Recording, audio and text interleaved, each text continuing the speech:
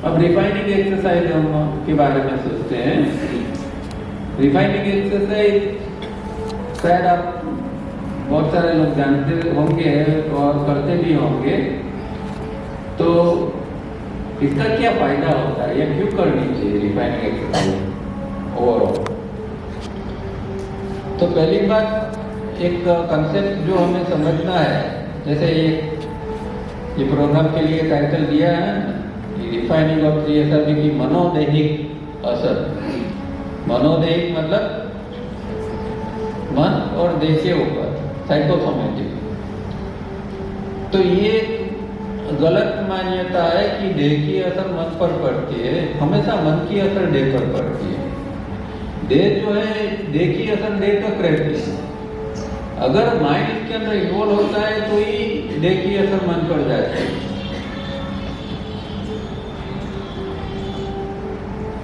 तो देह की जो मन की असर हमेशा हमारे देह के ऊपर आती है, ठीक है। तो जिसको हम नॉर्मल भाषा में मन कहते हैं, उसको यहाँ योग के अंदर क्या समझना है? एस्ट्रल। तो फिजिकल बॉडी एक है, दूसरा है हमारा एस्ट्रल बॉडी। तो ये दो चीज जो है, इससे हम जीवन जीते हैं। तीसरा भी बॉडी है, पर अभी वो कोई काम का नहीं है हमारे अंदर, वो डेवलप नहीं है। अब जो रिफाइनिंग शब्द आया, रिफाइनिंग का मतलब क्या है? शुद्धि।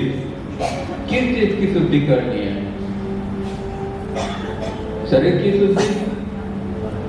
शरीर की शुद्धि तो नहाते धोते हैं, शैम्पू वापरते हैं तो हो जाती है। कोई कहेगा शरीर की अंदर की शुद्धि, तो उसके लिए तो बहुत सारे चूर्ण मिलते हैं, दवा मिलती है। कुछ गड़बड़ है तो खा लो, अंदर से भी शुद्ध हो जाएगा। तो फिर ये एस्ट्रल की शुद्धि के लिए शब्द दिया है सावरिया जी ने, रिफाइनिंग एक्सरसाइज। तो एस्ट्रल में अशुद्धि क्या है? शरीर की अशुद्धि तो हम जानते हैं, पसीना होता है वो अशुद्धि होती है। शरीर की अशुद्धि हम जानते हैं। एस्ट्रल की अशुद्धि क्या हो सकती है? हाँ, खोटा विचार। इसको योग में टावरिया जी क्या कहते हैं? नोड्स, ग्रंथि।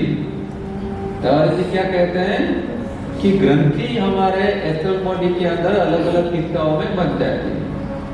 जैसे कि यहाँ एक ग्रंथि बन गई, तो यहाँ की जो ग्लैंड है, थायराइड ग्लैंड, या यहाँ का मैकेनिज्म है, उसके ऊपर असर होती है। यहाँ अगर ग्रंथि बन गई तो उसके रिलेटेड डिसीज आएंगे, रेस्पिरेशन के या हार्ट के डिसीज आएंगे। पेट के अंदर ग्रंथि निर्माण हो गई। अब ये ग्रंथि जो है वो कोई दिखने वाली नहीं है, वो सूक्ष्मदर्शक यंत्र से भी दिखेगी नहीं।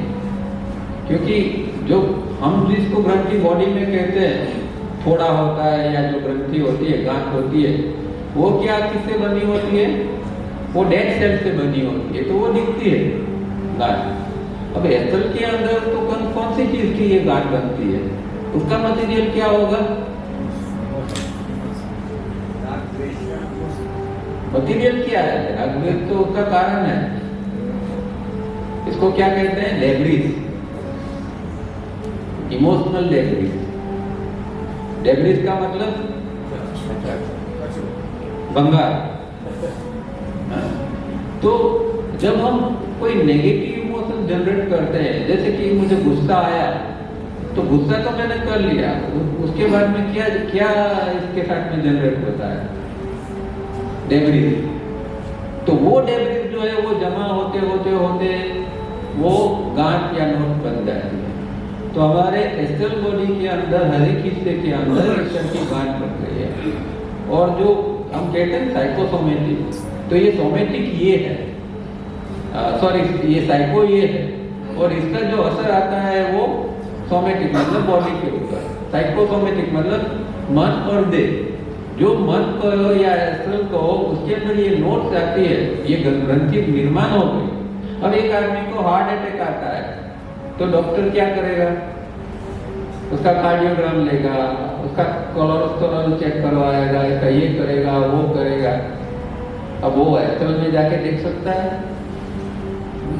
तो हर एक डिसीज का जो कारण है वो हमेशा एस्ट्रल के अंदर है। अब वो डॉक्टर को पता नहीं है कि इसने जिंदगी में कितना टेंशन इकट्ठा किया है, इसने क्या क्या नेगेटिविटी की है, इसने क्या क्या गलती की है।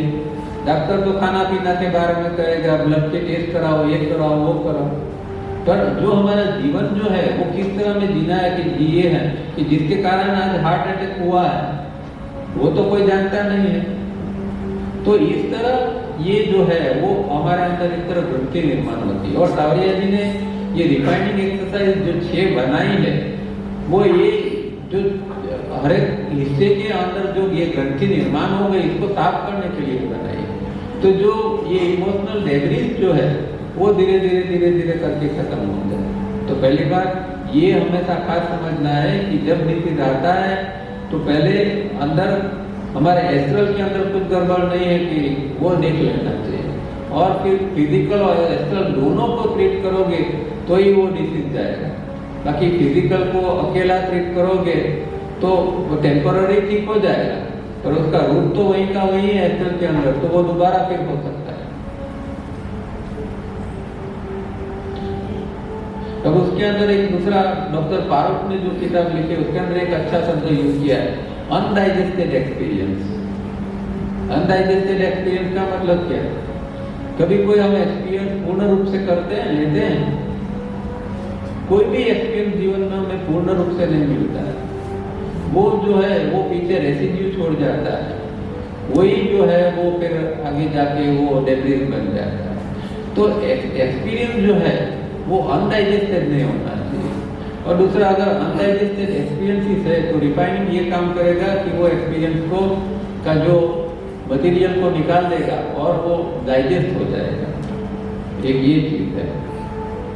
और तावरिया जी कहते हैं कि अगर रिफाइनिंग रोज करोगे तो जैसे एक फैक्ट्री में मेंटेनेंस का काम होता है, मेंटेन करनी पड़ती है मेंटेनेंस, तो रिफाइनिंग एक्सरसाइज आपका बॉडी ब्रेन सिस्टम को मेंटेनेंस का काम करेगी। क्योंकि रोज हम खाते हैं, पीते हैं, बहुत सारी चीजें करते हैं, तो बॉडी के अंदर कुछ ना कुछ गड़बड़ी होती है। उसको ठीक ठाक करने के लिए रोज कुछ करना पड़ेगा। तो वो है रिफाइनिंग एक्सरसाइज, जिसको आप करोगे तो एक्सरसाइज मेंटेनेंस का काम करेगा, आपका बॉडी ब्रेन सिस्टम को ठीक ठाक रखने का काम करेगा। अब तावरिया जी ने कहा कि ये इसको कसरत मत समझना, मैंने नाम दिया है कि एक्सरसाइज, इसको मतलब कसरत नहीं है। तो क्या कहते थे? 6 सिस्टम्स ऑफ कम्युनिकेशन। इसका मतलब क्या है? तो हमारे अंदर जो चक्र है वो चक्र जब शुद्ध होते हैं तो हम कम्युनिकेशन कर सकते हैं। कम्युनिकेशन किससे करना है? जो हमारा भगवान है उसके साथ हमें कम्युनिकेशन करना है। कम्युनिकेशन मतलब संवाद। भगवान हमेशा कहते हैं कि भगवान हमेशा कुछ न कुछ हमें कहता रहता है, पर हम सुनते नहीं हैं। सुनते क्यों नहीं है? क्योंकि हमारे अंदर जो एक पर्दा आ गया है, एक कर्टेन है, वो जो है ये चक्रों गलत ढंग से काम करने का कारण आता है। तो तावरिया जी ने जो रिफाइनिंग दी है वो सबकी सब चक्र रिलेटेड है। चक्र के ऊपर इसकी हर एक्सरसाइज की चक्र के ऊपर असर पड़ती है। तो जब चक्र ये होते हैं तो अपने आप में वो चीज जो है वो शुद्ध होती जाती है और कम्युनिकेशन डेवलप होता है।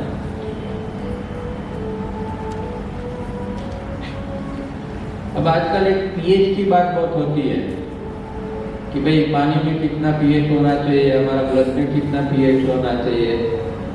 तो आज का साइंस कहता है कि भाई हमारा ब्लड के अंदर 7.2 से लेकर 7.4 तक पीएच मेंटेन होना चाहिए। पीएच का मतलब क्या होता है कि हमारा ब्लड के अंदर जो हाइड्रोजन का कॉन्सेंट्रेटेड जो माप है उसको पीएच कहते हैं कि हाइड्रोजन हमारा ब्लड के अंदर कितना है कॉन्सेंट्रेटेड फॉर्म के अंदर, तो वो अराउंड 7 के आसपास होना चाहिए।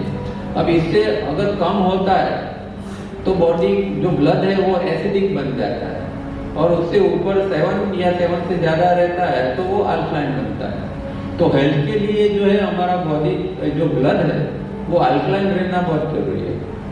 तो जो हम खाना खाते हैं ज़्यादातर ऐसा खाना होता है जैसे फास्ट फूड खाया, अपने सेचुरेटेड जो चर्बी वाला चीज़ें खाई, वो सारी चीज़ें जो होती है तो उसके कारण जो है वो बॉडी के अंदर ब्लड एसिडिक बनता जाता है। उसको जो है अल्कलाइन हमारा अगर ये ब्लड रहता है तो वो हेल्थ हमारी अच्छी तरह मेंटेन हो सकती है। तो ये सारे रिफाइनिंग एक्सरसाइजेज के बेनिफिट है। अब एक एक एक्सरसाइज हम स्क्रीन के ऊपर देखते जाएंगे और फिर इसके फिजियोलॉजिकल क्या बेनिफिट है उसकी स्लाइड देखते जाएंगे, ठीक है।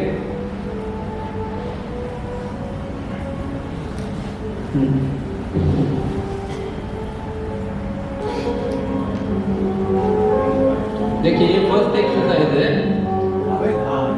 इसमें चेस्ट का एक्सपांशन और कॉन्ट्रैक्शन होना चाहिए। 36 की रिदम के ऊपर ये ब्रीदिंग होना चाहिए, बराबर। तो 36 श्वास इसमें चल रहा है।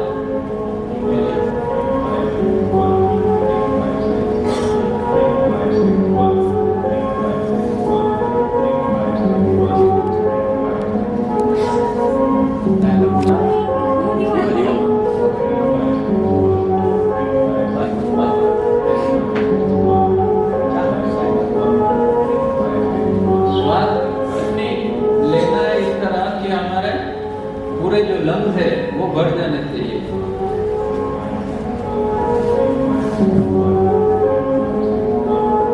ये रिदम 36 की है, मतलब 1 मिनट में 36 बार श्वास लेना और छोड़ना पड़ता है। अब अगर हम गहराई से श्वास लेते हैं तो क्या होता है, उसकी असर कहाँ आती है? देखिए ये एक बहुत इंपॉर्टेंट चीज है। हमारा ब्रीदिंग का जो ब्रीदिंग किसके बेस पर चलती है, ये जो है ना, ये डायफ्राम है। तो आप देखोगे कि डायफ्राम ऊपर जाता है तो श्वास बाहर निकलती है, डायफ्राम नीचे आता है तो श्वास अंदर जाती है। ये समझना बहुत जरूरी है। ये रिदमिक ब्रीदिंग के लिए भी है और नॉर्मल ब्रीदिंग के लिए भी है, और जब फास्ट ब्रीदिंग करते हैं उसके लिए भी यही चीज है। तो ये जो है ये डायफ्राम है, वो लंग्स को धक्का मारता है तो हवा बाहर निकल जाती है। ऐसा नहीं है कि हवा अंदर आती है तो डायफ्राम नीचे जाता है। डायफ्राम का एक मैकेनिज्म है, वो नर्वस सिस्टम से चलता है हमेशा, ब्रेन के द्वारा।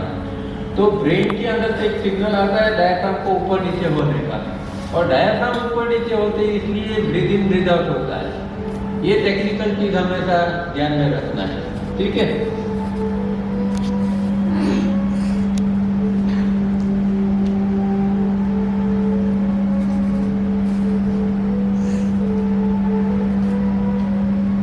देखो ये पूरा वीडियो है,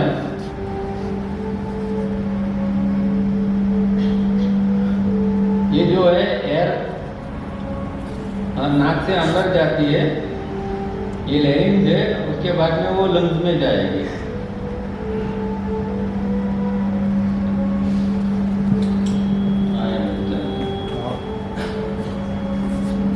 ये यहाँ से होके वोकल कॉर्ड है, यहाँ से नीचे जाती है। ये जो लंग्स है देखो ये फूलते हैं और सिकुड़ते हैं। तो क्या होता है कि हवा अंदर आती है तो ये फूलते हैं और सिकुड़ते हैं। ये नॉर्मल हमारा ब्रीदिंग है, इस तरह हमारा चलता है। श्वास अंदर जाती, अब अंदर क्या है वो हम समझेंगे। देखो ये जो है इसको एयर सेक्स कहते हैं। एयर सेक्स मतलब कि जो छोटे से लंग का छोटे से छोटा हिस्सा, तो जैसे कि द्राक्ष कैसे होती है, उल्टी द्राक्ष, तो इस तरह ही होती है। ये जो है ये सब नलियाँ हैं, नहीं देखो देखो ये मेन नली है। हाँ ये एक मिनट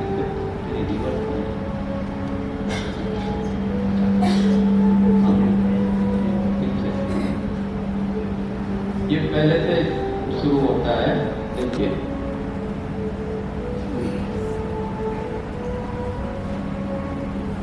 ये सब उसके ये है ब्लड की कैपिलरीज है, छोटी छोटी कैपिलरीज, जिसको छोटी सी जो आर्टरीज होती है उसको कैपिलरीज कहते हैं।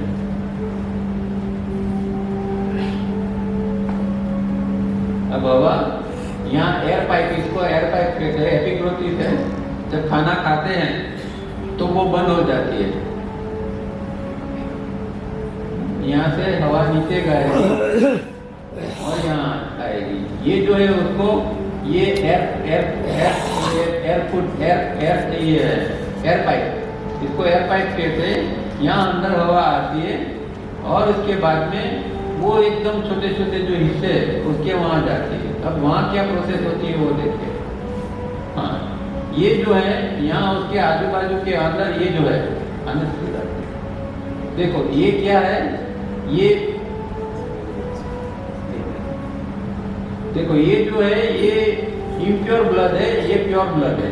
तो हमने हवा के साथ में जो ऑक्सीजन अंदर लिया है वो क्या होता है कि ऑक्सीजन जो है वो ये साथ में जो कैपिलरीज है, मतलब वो जो वायु कोश है, देखो ये यहाँ एक फूल बताया है, ये जो है अंदर ऑक्सीजन जो है वो ब्लड में चला जाता है और ब्लड के अंदर जो कार्बन डाइऑक्साइड है वो फिर वापस लंग्स में आता है और लंग्स से बाहर निकल जाता है। ये हाँ, ये देखो यहाँ भी यही चीज बताई है।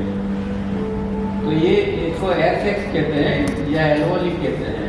वो एल्वोली के साथ में ये सब जो है ये कैपिलरीज जुड़ी होती है और उसके जो प्रोसेस होती है ऑक्सीजन का ब्लड में जाना और ब्लड से कार्बन डाइऑक्साइड का लंग्स में आना, उसको ऑक्सीडेशन कहते हैं।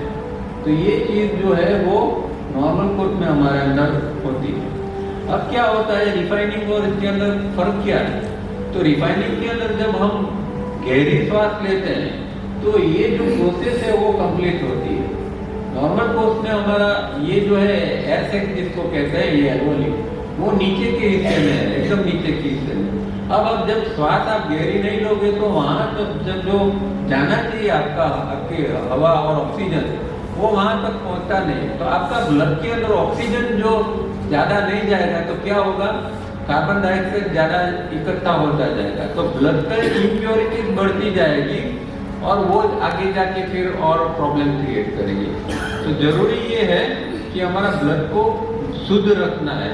तो जब पहली एक्सरसाइज रिफाइनिंग करते हैं वो जब गहरी श्वास उसमें अंदर जाती है तो ये क्या होता है कि यहाँ तक जाती है, एल्वोली तक जाती है और ऑक्सीडेशन की जो प्रोसेस है कार्बन डाइऑक्साइड और ऑक्सीजन का मिलना जुलना वो कंप्लीट होती है, वो अच्छी तरह होती है और ब्लड जो है हमारा रीच होता है। तो आजकल बहुत सारे लोगों को खास करके लेडीजों में B12 की, आयरन की वगैरह तकलीफ ज़्यादा होती है। ये एक्सरसाइज करते हैं तो हमारा ब्लड रीच होता है, ये जो ब्लड के जो कंटेंट है वो अच्छे होते हैं। तो ये इसका एक पहला फायदा है। अब देखो ये ब्रीदिंग के अंदर ये डायफ्राम है, ये 3 स्टेप के साथ में सेट किया हुआ है, ये बहुत इंपॉर्टेंट है।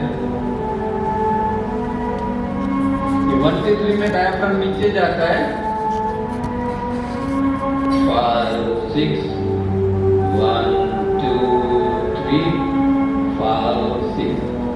अब ये डायफ्राम रिदमिक ब्रीदिंग में इस तरह चलता है, नॉर्मली नहीं चलता है।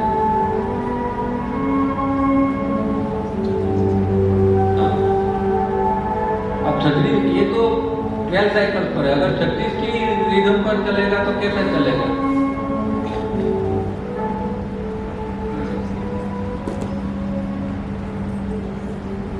अब यही डायफ्राम जो है वो 1 मिनट में 36 बार ऊपर नीचे होगा, इतनी स्पीड से वो काम करेगा। तो डायफ्राम की मूवमेंट बहुत इंपॉर्टेंट है।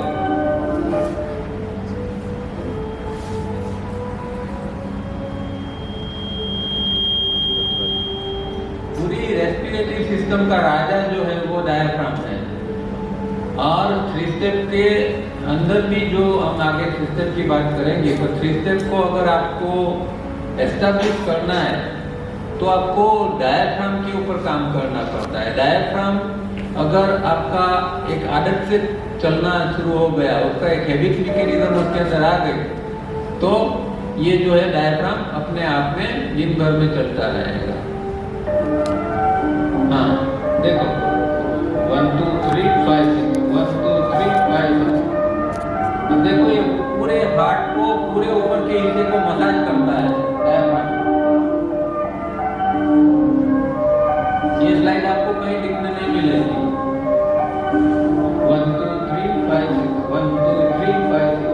आप सोचिए जब आप रिफाइनिंग करते हैं तो अंदर क्या होता होगा, इस तरह अंदर होता है।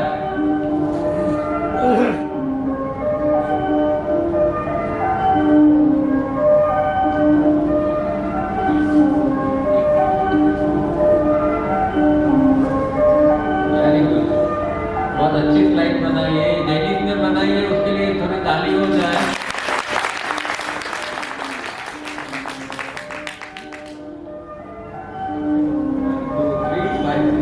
ठीक है,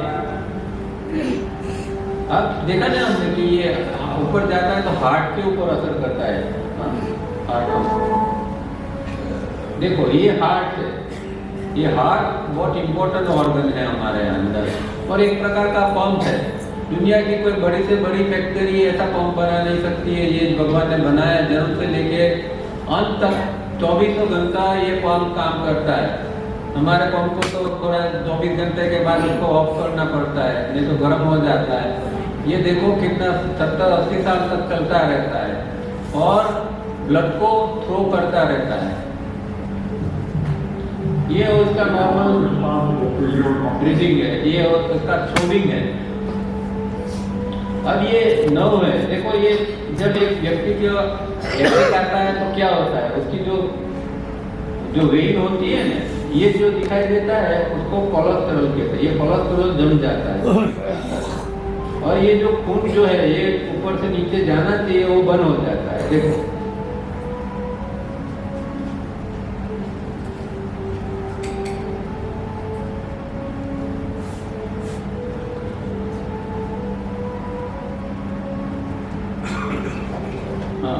ये जो है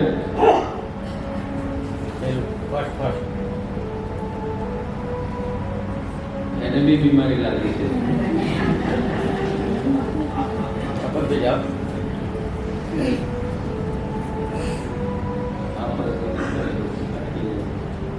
ठीक है।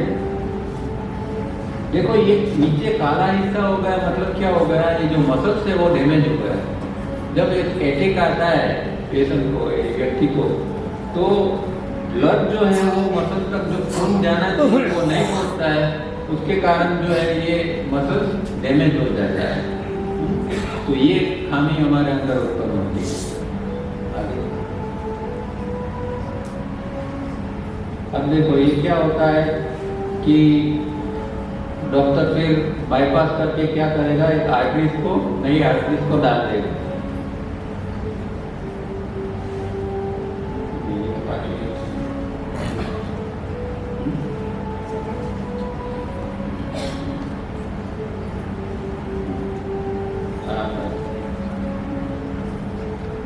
देखो ये अटैक आता है ना, ये स्थिति हार्ट की होती है, ये नॉर्मल है। अब कैसा झुकता है, जब अटैक आता है तो इस तरह हार्ट पकड़ने लगता है।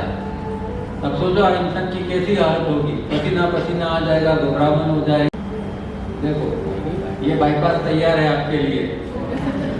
हाँ, ये क्या किया कि उसने जो पुरानी जो पाइप है, पुरानी जो वेन है वो बंद हो गई, तो यहाँ से यहाँ नई आपको एक आर्टरी डाल देते हैं ताकि आपका ब्लड जो यहाँ नीचे नहीं पहुँचता है, जिसके कारण ये मसल ब्लैक हो गया, वो फिर से चालू हो जाएगा।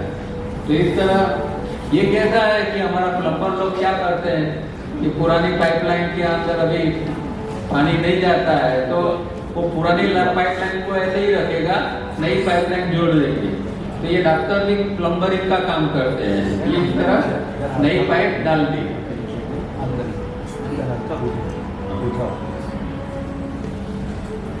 देखो अब ये पैर है, लंग और हार्ट जो है ना, ये भगवान ने एक पैर के रूप में बनाए हैं और ये काम करते हैं।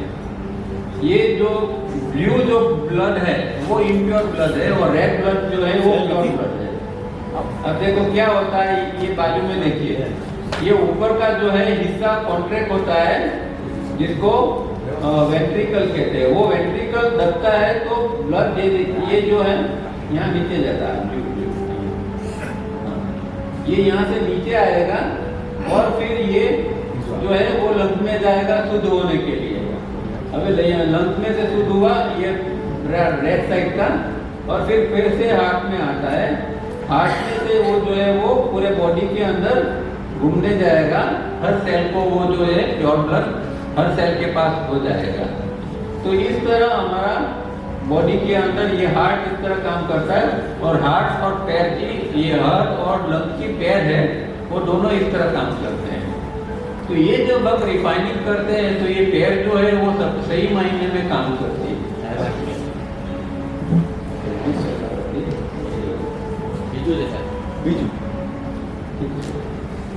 ठीक है, तो ये आप समझिए कि ये यहाँ लंग में शुद्ध होने जाता है, वहां से ये शुद्ध होके हार्ट में आता है। हार्ट फिर से उसको पूरे बॉडी में भेजते हैं। हर सेल जो होता है एक इंडिविजुअल एंटिटी है। जैसे एक व्यक्ति होता है ऐसा हमारे बॉडी के अंदर सेल होता है, और करोड़ों सेल हमारे अंदर होते हैं, और वो सेल को फूड की जरूरत है। तो वो फूड जो है वो जो हम खाना खाते हैं वो फूड, और फिर ये जो शुद्ध ये हुआ यहाँ से लंग से वो सेल्स को जाता है और सेल जिंदा रहता है। ठीक है, तो व्यक्ति जो है इसके अंदर कितने सेल जिंदा है उसके हिसाब से उसका बॉडी चलता है। अब जब जवानी होती है तो हमारे अंदर सेल्स का प्रोडक्शन ज्यादा होता है, और सेल्स को जो मरने का जो रेशियो है वो कम होता है। उम्र जैसे बढ़ती है तो उसमें जो सेल का रीजनरेशन है वो कम होता जाएगा, और इसके जो डेथ है उसका जो मरने का रेशियो है वो बढ़ता जाएगा। तो हम जो 40 साल के ऊपर जब जाते हैं तो हमारे अंदर सेल का प्रोडक्शन कम हो जाता है। इसीलिए इसको ही एजिंग कहते हैं। एजिंग का मतलब क्या है? वृद्धावस्था जिसको कहते हैं उसमें क्या है, ये सेल्स का रेशियो चेंज हो जाता है। जवानी के अंदर सेल्स ज्यादा बनते हैं, बुढ़ापे के अंदर सेल्स का बनना कम हो जाता है। अब ये जब रिफाइनिंग हम करते हैं तो सेल्स को ज्यादा से ज्यादा समय तक हम लाइव रख सकते हैं, उसका रेशियो जो है उसको मेंटेन कर सकते हैं। तो जो व्यक्ति पहले से बचपन से या सही समय से योग कर रहा है तो उसके अंदर एजिंग जल्दी नहीं आती है, उसके अंदर ये आप देख पाओ। तो ये इसका कारण यही है कि उसको जो है वो न्यूट्रिशन परफेक्टली मिलता रहता है। चलो नेक्स्ट, ये वही है जो हमने देखा था ना, वो एल्कोहलिक है। ये ऑक्सीडेशन की प्रोसेस यहाँ होती है।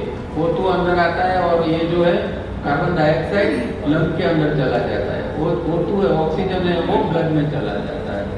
यहाँ भी ये डायफ्राम की मूवमेंट यहाँ बताई है। डायफ्राम ऊपर नीचे होता है तो ये हवा अंदर आती है, बाहर जाती है। ठीक है, तो ये बात कोई नहीं आने। अब ये इसके फिजिकल बेनिफिट है। हर एक्सरसाइज जो है तावड़िया जी ने उसके साइकोलॉजिकल बेनिफिट को भी ध्यान में रखे हुए बनाई।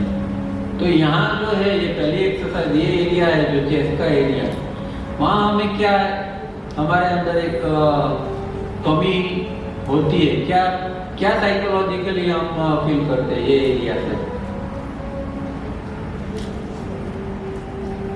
एक चीज है इम्पेशेंस, जिसको अधैर्य कहते हैं। इम्पेशेंस, तो इम्पेशेंस कहाँ से आता है? ये यहाँ से आता है, ये हार्ट के एरिया से आता है। व्यक्ति के अंदर जो है वो धीरज नहीं रहती है। और आजकल जो यूथ है, जो यंग लोग है, उसके अंदर तो बहुत कम ये धैर्य जैसी चीज होती है। आप देखोगे कि जैसे कि किस तरह वो बाइक चलाते हैं, गाड़ी चलाते हैं और ओवरटेक करते हैं, तो उसके अंदर कितना अधैर्य है व्यक्ति के अंदर वो दिखाई देता है। तो ये चीज जो है वो हमारे अंदर पेशेंस जिसको कहते हैं ना, धीरज बहुत एक इम्पोर्टेंट है।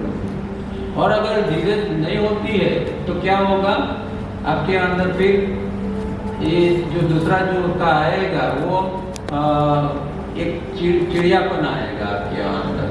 तो इम्पेशेंस के साथ में एक चिड़ियापन, क्योंकि जो हम करना चाहते हैं जल्दी जल्दी वो नहीं हो पाता है, तो फिर क्या होती है, अंदर चिड़ चढ़ती है।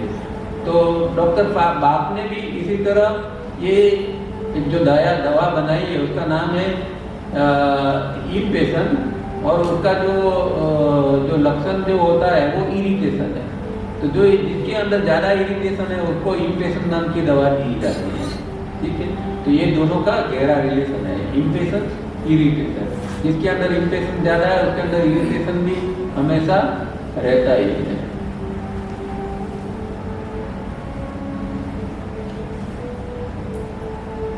अब दूसरी चीज जो है, यहाँ हमें क्या फील करते हैं, लोनलीनेस। आज इंसान के अंदर आप देखो पूरा, जैसे कहते हैं कि भाई पूरा यूनिवर्स एक विलेज बन गया है, सब एक दूसरे के साथ जुड़ गए हैं, कम्युनिकेशन सिस्टम इतनी डेवलप हो गए, पर अंदर से आदमी की हालत क्या है, वो अकेला अकेला ही होता जाता है। पूरा फैमिली से भरा हुआ है, सब कोई है, फिर भी वो अंदर एक अकेलापन महसूस करता है। और कई जगह तो ये अकेलापन इतना एक्सट्रीम लेवल पर ऊपर जाता है कि फिर वो सुसाइडल एक चीज बन जाती है, आदमी को फिर वो सहन नहीं होता है, और फिर वो कई लोग इससे आत्महत्या कर लेते हैं। अब जापान जो है उसको बूढ़ों का देश कहा जाता है। वहाँ बूढ़ों की उम्र, मतलब उम्र वाले लोगों की जो है वो बस्ती ज़्यादा है। अब वहाँ एक आदमी है, वो क्या करता है, एक काम करता है, एक अधिक सा काम करता है और बहुत कमाता है।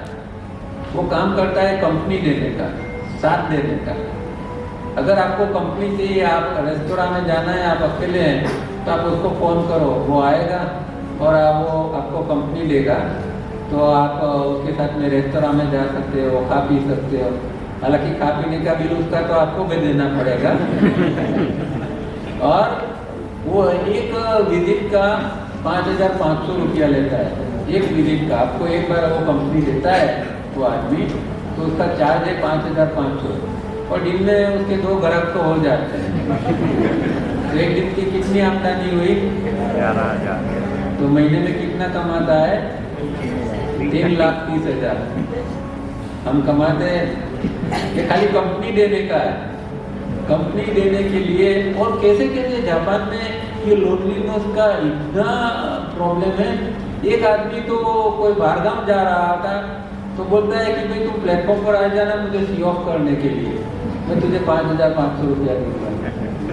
इतनी वहाँ लोनलीनेस है, सोचो। तो ये एक गड़बड़ी, बहुत बड़ी गड़बड़ी है। और ये रिफाइनिंग हमें ये सबसे बचाती है। ये तावड़िया जी का एक सूत्र है कि ह्यूमैनिटी को ये चीज़ दी है, और हम बहुत नसीबदार हैं, जो लोग करते हैं वो बहुत नसीबदार हैं कि ये सारी चीज़ों से हम बच सकते हैं। चाहे आप फिजिकली अकेले हैं या फैमिली के साथ हैं, अंदर लोनलीनेस नहीं आनी चाहिए, एक अंदर एक लाइवलीनेस आनी चाहिए, भरपूरता एक अंदर आनी चाहिए। तो ये जीवन का आनंद है। और तीसरी बात, ये रिफाइनिंग बहुत अच्छी तरह काम करता है डिप्रेशन के ऊपर। आजकल हमारी एक ह्यूमैनिटी के लिए एक साफ बन गया है डिप्रेशन। लगभग 100 में से 90 लोगों को ये डिप्रेशन की कंप्लेन होती है। और डिप्रेशन 2 टाइप के होते हैं, एक एक्टिव और पैसिव। एक्टिव मतलब एक टेम्पररी आता है और फिर चला जाता है, और दूसरा जो है वो परमानेंट रूप में रहता है, वो सालों तक वो डिप्रेशन पैसिव फॉर्म के अंदर उसके अंदर रहता है। तो वो सब खतरनाक चीज़ है। तो ये डिप्रेशन से अगर आपको, और डिप्रेशन सबको आता है, बड़े बड़े लोगों को भी डिप्रेशन आता है। जब भी कुछ अनचाहा होता है तो डिप्रेशन आ ही जाएगा, ये डिप्रेशन। और डिप्रेशन पहले चेहरे के ऊपर आ जाता है। जब उसके अंदर अनचाहा हुआ और डिप्रेशन आया तो उसका चेहरा बिगड़ जाएगा, ये आप देख लेना। तो ये जो है चीज़, ये हमारा ये, क्योंकि चेहरा जो है ना वो मिरर का काम करता है, तो वो बता देता है। तो इन सब से बचने के लिए ये रिफाइनिंग करनी चाहिए। तो पहली एक्सरसाइज के ये फायदे हैं, हार्ट अच्छा रहेगा, आपका लंग्स अच्छा रहेगा। लंग्स रिलेटेड प्रॉब्लम जो है, अस्थमा, टीबी, ब्रोंकाइटिस, ये सारी चीज़ें नहीं होगी। हार्ट रिलेटेड जो प्रॉब्लम है वो सारे प्रॉब्लम नहीं होंगे। और ये साइकोलॉजिकल ये सारे आपको बेनिफिट मिलेंगे। इम्पेशन जो है वो कम होती जाएगी, लोनलीनेस कम होती जाएगी, डिप्रेशन जो है वो कम होती जाएगी। अब तावरिया जी जैसे हमने पहले बताया, तो हर एक्सरसाइज के साथ कुछ चक्र जुड़े होते हैं। तो अब चक्र क्या है, देखो ये पूरी के अंदर बॉडी के अंदर 7-8 चक्र होते हैं, और चक्र के अंदर ईश्वर ऊर्जा जो है, वो ऊर्जा प्राण ऊर्जा कहते हैं, वो घूमती रहती है, ऊपर नीचे होती है। ठीक है, अब चक्र के बारे में एक आइडिया थोड़ी ये है कि भाई ये देखो, ये चक्र की हालत है ना, ये चक्र की स्थिति वो हमेशा वर्टिकल स्थिति में होते हैं चक्र। होराइजन ये जो है, ये पिक्चर जो है वो गलत है। ये ठीक है, कहाँ आया इसके लिए आपको ये बताया कि भाई ये अनाहत चक्र हार्ट में है, पर इसका ये नहीं, इस तरह नहीं। चक्र का मतलब क्या, जो चीज चक्र का रूप में घूमती रहती है उसको चक्र कहते हैं। वर्ली जो वर्लिंग होता है चक्र के रूप में जो घूमते रहता है उसको चक्र कहते हैं। तो हर एक चक्र जो है, चाहे वो क्लॉकवाइज या एंटी क्लॉकवाइज घूमते रहते हैं। अब ये जो हार्ट का एरिया है उसके यहाँ अनाहत चक्र है ये, पर ये घूमेगा किस तरह, इस तरह घूमेगा, न कि इस तरह। मतलब कि ये बॉडी के अंदर हॉराइजॉन्टल नहीं है, वो इस तरह होता है जैसे थाली किस तरह होती है, इस तरह ये हमारे बॉडी के अंदर पूरे के पूरे ये सेट हुए होते हैं। तो ये अनाहत चक्र है। अब तावरिया जी कहते हैं कि चक्र तो एक है, पर वो 2 हिस्से में काम करता है, क्योंकि अभी थोड़ी गड़बड़ी है। तो सामान्य व्यक्ति के अंदर उसके 2 हिस्से हो गए। अब जो उसका जो लेफ्ट पार्ट है, एक्चुअली तो ये पूरे को क्लॉकवाइज घूमना चाहिए, पर उसमें गड़बड़ी के कारण क्या होता है कि आधा हिस्सा जो है वो एंटी क्लॉक घूमता है, आधा हिस्सा जो है वो क्लॉकवाइज घूमता है। तो जब हम रिफाइनिंग करते हैं धीरे धीरे करके, ये दोनों जो है एक इकट्ठे हो जाते हैं और फिर सर्कुलर मूवमेंट में क्लॉकवाइज फिर घूमना चाहते हैं। अब जो एंटी क्लॉकवाइज जो घूमता है वो जो है वो नेगेटिव एनर्जी को जनरेट करता है। तो हमारे अंदर जो नेगेटिविटी पड़ी है उसका कारण जो है ये, इसको एंटी क्लॉकवाइज से धीरे धीरे करके हमें क्लॉकवाइज घुमाना।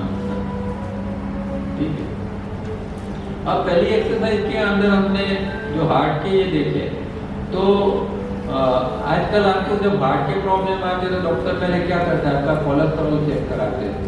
अब कोलेस्ट्रॉल बोले कि भाई बढ़ गया है तो आप ये मत खाओ, वो मत खाओ। और कोलेस्ट्रॉल क्यों बढ़ता है, तो मैंने बताया इस तरह सैचुरेटेड फूड होता है उससे कोलेस्ट्रॉल बढ़ जाता है। और दूसरा कंसेप्ट क्या है हमारे अंदर, कैलोरीज का। आज मॉडर्न साइंस जो है वो कैलोरीज की बात करता है कि भाई हमारा दिन में कितनी कैलोरीज होनी चाहिए, हमें कितनी कैलोरीज वापरनी चाहिए, पता है कितनी? हाँ, 500 नहीं, 2200। दिन भर में हमें 2200 कैलोरी की जरूरत पड़ती है। पर वो कैसे, कितनी जल्दी हम खत्म कर देते पता है? एक समोसा खाते हैं इसमें कितनी कैलोरी होती है? 262। एक समोसा की टिक्की आप खाओगे तो आपने 262 जो है वो कैलोरी ले ली। अब 4 समोसा तो खा लेंगे हम कम से कम।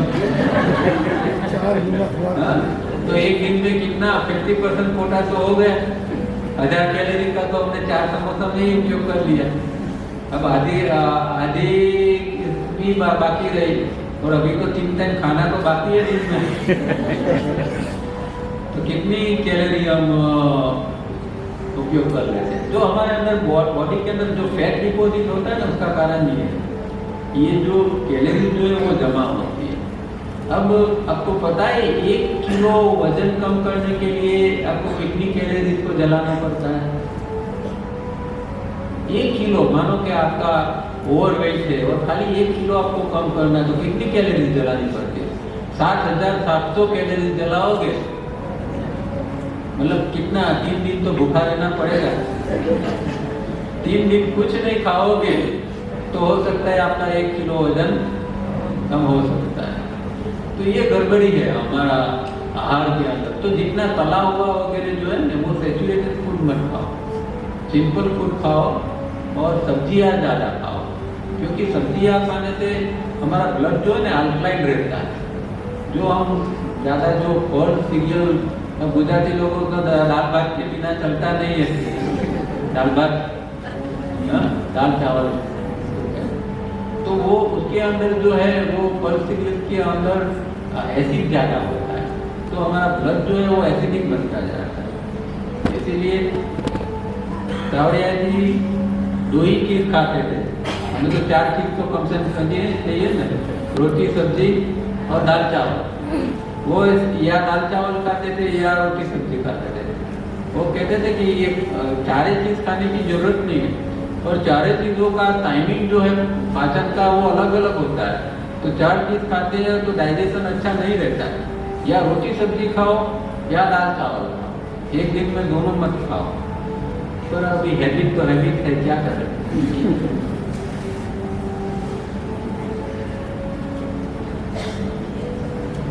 तो ये अनाज चक्र की बात हो गई, ठीक है।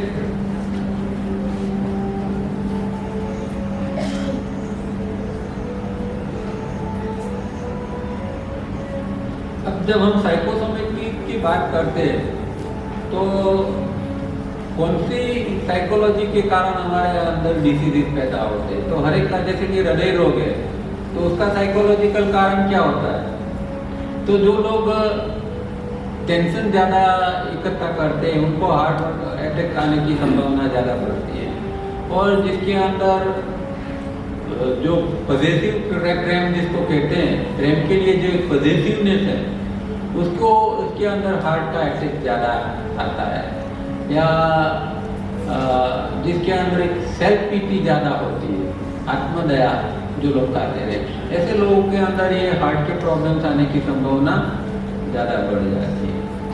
इसलिए इसी तरह जब फेफड़ों का कैंसर होता है जिसको लंग कैंसर कहते हैं, तो उसके लिए वो व्यक्ति के अंदर क्या होगा कि वो विश्वासघाती होगा, वो दूसरा का विश्वासघात करेगा।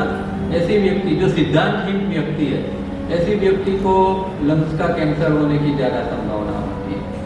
और जिसको अस्थमा होता है उसके अंदर जो है वो प्रेम जो है वो सफोकेट होता है, उसके अंदर प्रेम का एक अभाव होता है जिसके जीवन के अंदर।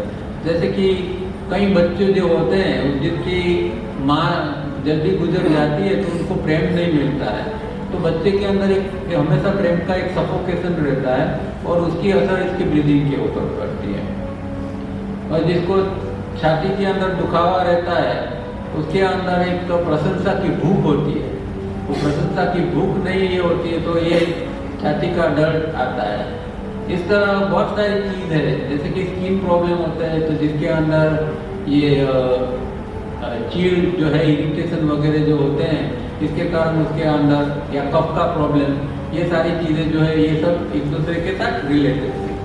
तो हमें कौन सा प्रॉब्लम है फिजिकली उसको देखना चाहिए और इस तरह हमें इसको ट्रीट करना चाहिए, ठीक है। तो ये फर्स्ट एक्सरसाइज आ गई, समझ में आया। इसमें कोई किसी को कोई प्रश्न है? First exercise. अब दूसरी पर जाएंगे, ठीक है। चलो सेकंड एक्सरसाइज। अब ये सेकंड एक्सरसाइज पेट से करनी है, नाभि के ऊपर वाला पेट। 1 2 3 में पेट बाहर आता है, 5 6 में अंदर जाता है। ये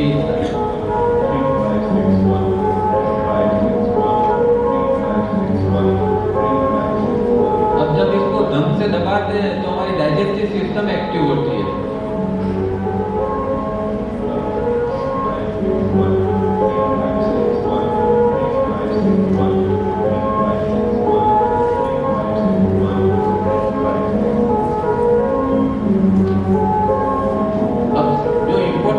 ये है कि 1 2 3 तक श्वास चलना चाहिए।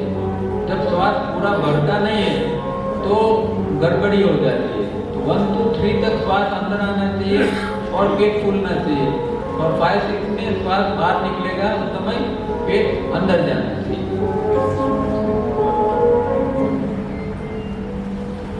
अब इसका प्रभाव कहाँ पड़ता है? ये डाइजेस्टिव सिस्टम के ऊपर। हमारा पेट के अंदर जो है क्या क्या है, ये सारा जो ये पूरी डाइजेस्टिव सिस्टम के अंदर बताया है।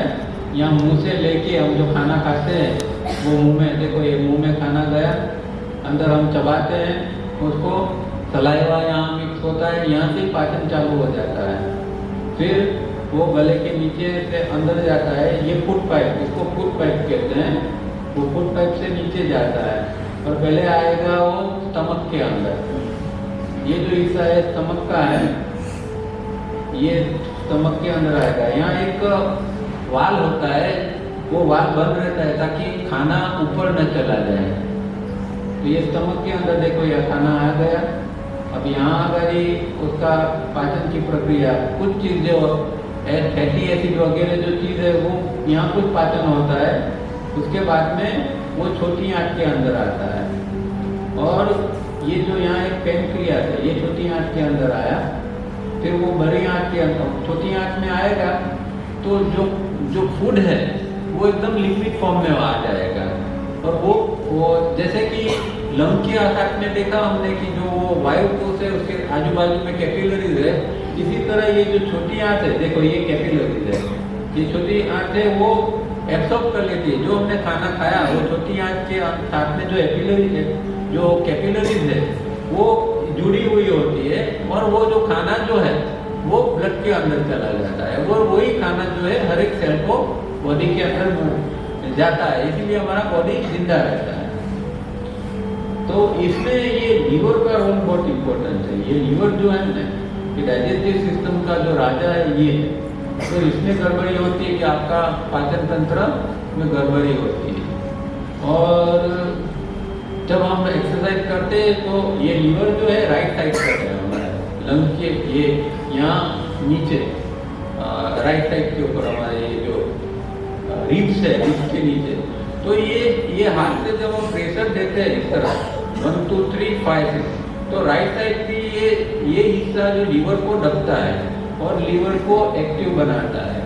ये लीवर काम करना बहुत जरूरी है। अगर लीवर काम नहीं करेगा तो आपके अंदर गैस ज़्यादा बनेगा, कॉन्स्टिपेशन होगी, खाना हजम नहीं होगा। सबका कारण ये लीवर है। तो लीवर को जिंदा रखना, एक्टिव बनाना बहुत जरूरी है। और इसको बिगाड़ता कौन है भाई? वो बाटली।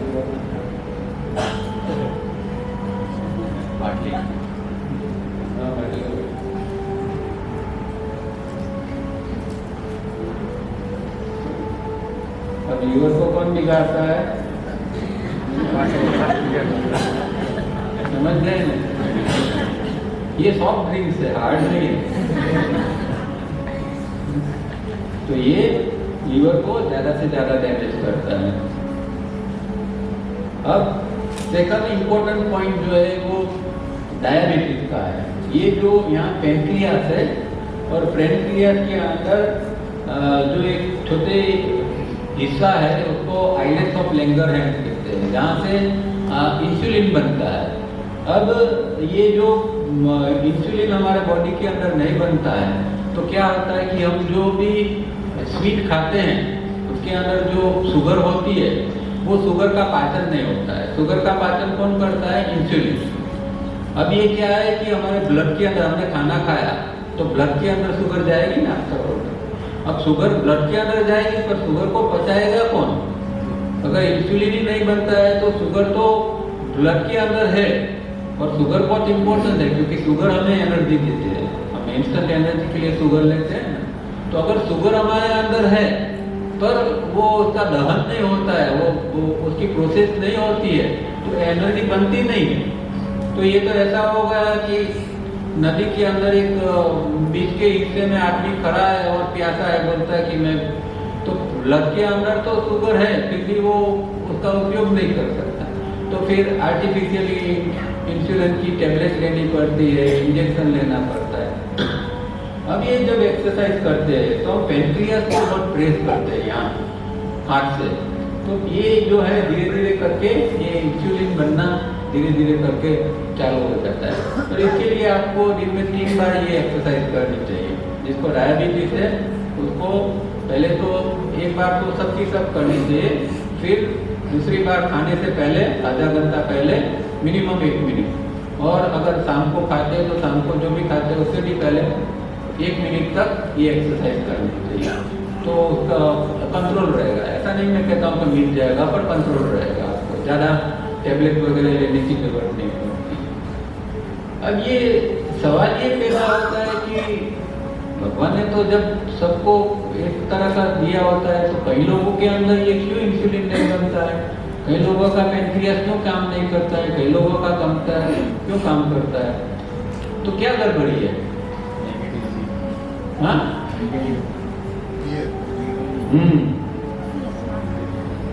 क्या है इसके अंदर? फियर जो है वो दो टाइप का होता है। एक फियर सबके अंदर होता है और वो ठीक है, जरूरी भी है, जिसको हम सर्वाइवल का फियर कहते हैं। जैसे कि बाघ शेर सामने आ जाए और डर लगता है, घर में भी सांप घुस जाता है तो डर लगता है, वो ठीक है, वो जरूरी भी है। पर दूसरा जो फियर है वो साइकोलॉजिकल है, उसको किसके साथ जोड़ता है? वो इनसिक्योरिटी के साथ। इंसान को इनसिक्योरिटी हमेशा एक फील रहती है कि मेरा कल क्या होगा, मेरा जो ये सब है वो ठीक ठाक तो रहेगा ना, कल कोई गड़बड़ तो न हो जाएगी। तो हर इंसान को कुछ ना कुछ इनसिक्योरिटी है। जो इंसान के अंदर एक इनसिक्योरिटी की लेवल बढ़ जाती है तो वो फिर वो फियर में कन्वर्ट हो जाती है, और वो फियर जो है वो इंसुलिन को बनने नहीं देता है। तो फियर और ये डायबिटीज को बहुत गहरा संबंध है, ठीक है। तो आप देखोगे कि जिसके अंदर डायबिटीज है उसके अंदर कोई ना कोई रूप में फियर पड़ा ही होगा, ठीक है। तो ये सेकंड एक्सरसाइज करते हैं तो हम पेनक्रियास को भी ये करते हैं और फियर को भी। अब फियर साइकोलॉजिकल जो फियर है वो हमारे अंदर चक्रों में कहाँ रहता है? कौन से चक्रों में रहता है? मणिपुर चक्र में। ये जो है मणिपुर चक्र, जो नाभि के हिस्से, जो नाभि का पिछला हिस्सा है उसके अंदर ये मणिपुर चक्र आ रहा है। तो तावड़िया जी क्या कहते हैं, इसके अंदर कौन सी इंस्टिंक्ट है? Animal instinct. हमारे अंदर जो पशुता पड़ी है, गुस्सा आ जाता है, किसी को मार देने का मन होता है, वो कहाँ से आता है? वो इंस्टिंक्ट कहाँ पड़ी है? उसके सेल्स कहाँ है? उसको एनिमल सेल्स कहते हैं। जैसे एनिमल बिहेवियर करते हैं, जैसे हम तो इंसान दिखने में है तो कभी कभी एनिमल हो ही जाते हैं, एनिमल का स्वभाव आ जाता है अंदर। तो एनिमल स्वभाव जो है वो उसका जो रूट है, उसकी जगह जो है वो हमारे अंदर ये मणिपुर चक्र है। तो मणिपुर चक्र को शुद्ध करना बहुत जरूरी है। जिसका मणिपुर चक्र बिगड़ा, जितना ज्यादा बिगड़ा हुआ है वो ज्यादा गुनहगार होता है। जो क्रिमिनल्स होते हैं उनके मणिपुर चक्र ज्यादा से ज्यादा खराब होता है। तो मणिपुर आदमी को सुधारना है तो बाहर से सुधार नहीं सकते, इसको इसके चक्र बदल दो अंदर, उसका चक्र सही ढंग से काम करेगा तो वो आदमी सुधर जाएगा। तो किसी तरह आदमी का मणिपुर चक्र धीरे धीरे करके ठीक हो जाता है। हालांकि इसके लिए भी सालों लगते हैं, पर वो हो सकता है। अगर वो हो जाता है तो हमारे अंदर ये सारी जो एनिमल इंस्टिंक्ट है वो धीरे धीरे करके खत्म हो जाती है। तो ये मणिपुर चक्र जो है बहुत डेंजर है और वो उसको कंट्रोल करना, उसके ऊपर काम करना बहुत जरूरी है, क्योंकि इसके कारण फियर से लेके बहुत सारी जो नेगेटिविटी है वो वहाँ से जनरेट होती है। अब वो मणिपुर चक्र जो है वो एंटी क्लॉकवाइज घूमता है, पर कई लोगों के अंदर जो प्रॉब्लम ज़्यादा है वो ज़्यादा एंटी क्लॉकवाइज घूमता है। मतलब कि उसके जो चक्र की हमेशा गति होती है कि 1 मिनट में या कितनी बार चक्र वो घूमना चाहिए, वो जिसका चक्र ज़्यादा घूमता रहता है उसके अंदर ये नेगेटिविटी का फ्लो ज़्यादा बना रहता है। तो वो कौन सी एनर्जी का उपयोग करता है? और ये क्या कहते हैं, वहाँ कौन सी एनर्जी जनरेट होती है, बनती रहती है? एनर्जी ऑफ, तो बहुत अच्छी है, वो ऊर्जा है। किसी को देख के अंदर, कोई गरीब आदमी को देख के अंदर करुणा का भाव आता है तो वो एनर्जी ऑफ सेंसिटिविटी। सूर्योदय देख के हमारे अंदर एक रोमांच होता है तो वो एनर्जी ऑफ सेंसिटिविटी। पर सेंसिटिवनेस आ जाती है तो क्या गड़बड़ी होती है? सबकी सब नेगेटिविटी को वो खींच के ले आती है। तो एनर्जी ऑफ सेंसिटिवनेस जो है वो सबसे खतरनाक है। तावड़िया ने पूरा लिस्ट दिया हुआ कि वो कौन सी नेगेटिविटी को जनरेट करते हैं, वो डिस्कोर्स इसमें दिया हुआ है पर अब ये एनर्जी को किस तरह हम कंट्रोल करें, और ये बहुत विपुल मात्रा में वो एबेंडन वो जनरेट करती रहती है ये ऊर्जा को, उसको किस तरह कंट्रोल किया जाए? उसको कंट्रोल करने के लिए कोई हमारे पास उपाय है? रिफाइनिंग तो करते हैं पर कोई खास शॉर्टकट है? तो एक तावड़िया जी ने शॉर्टकट बताया है, पता है? कॉटन। जैसे ये जो है, ये जो स्टेरिलाइज जो ये होता है कॉटन मेडिकेटेड, उसको उपयोग करना है। तो इसको किस तरह उपयोग करना है? इसको इस तरह खोल के इसका रोल बना देने का और दोपहर को 12 बजे इसको राइट नोस्ट्रियल में डाल देने का। 12 से कितने बजे तक? 12 से 3। देखो दो प्रयोग है, कंफ्यूज मत होना। ये जब 1981 में तावड़िया जी ने जो पहला प्रयोग किया था वो 6 घंटे का था, 12 से 3 और 4 से 7 का। पर लोग क्या करते थे कि 6 घंटा रख नहीं पाते थे, 12 से 3 रखते थे, भाई 4 से 7 लोग नहीं रखते थे। तो फिर उन्होंने एक कॉमन प्रयोग कर दिया 1 से 4 का, वो बाद में नहीं है। तो अगर आप 6 घंटे कर सकते हैं तो आप ये भी कर सकते हैं, या फिर शॉर्ट प्रयोग करना 1 से 4 का है तो वो भी आप कर सकते हैं। आपके अंदर लगता है कि सेंसिटिवनेस की ऊर्जा बहुत ज़्यादा है और नेगेटिविटी बहुत ज़्यादा है, तो आपको ये 6 घंटे वाला प्रयोग कुछ समय के लिए तो करना ही चाहिए। बाद में फिर आप 3 घंटे वाला प्रयोग कर सकते हैं। तो 12 से और 3, और कौन सा नोस्ट्रियल बंद करना है? क्यों राइट नोस्ट्रियल नहीं बंद करना है? राइट नोस्ट्रियल से श्वास चलता है तो क्या होता है?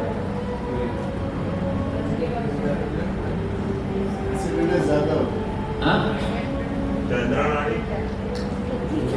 अब तावड़िया जी ने तो एक प्रयोग ऐसा भी दिया है कि भाई तुम राइट नोस्ट्रियल चलाओ, पता है? एक प्रयोग ऐसा है कि राइट नोस्ट्रियल कौन से समय में चलाना है, वो भी 12 से 3 है और 7 से 10 है। और क्या प्रयोग को नाम दिया है? 5-2-1 का प्रयोग।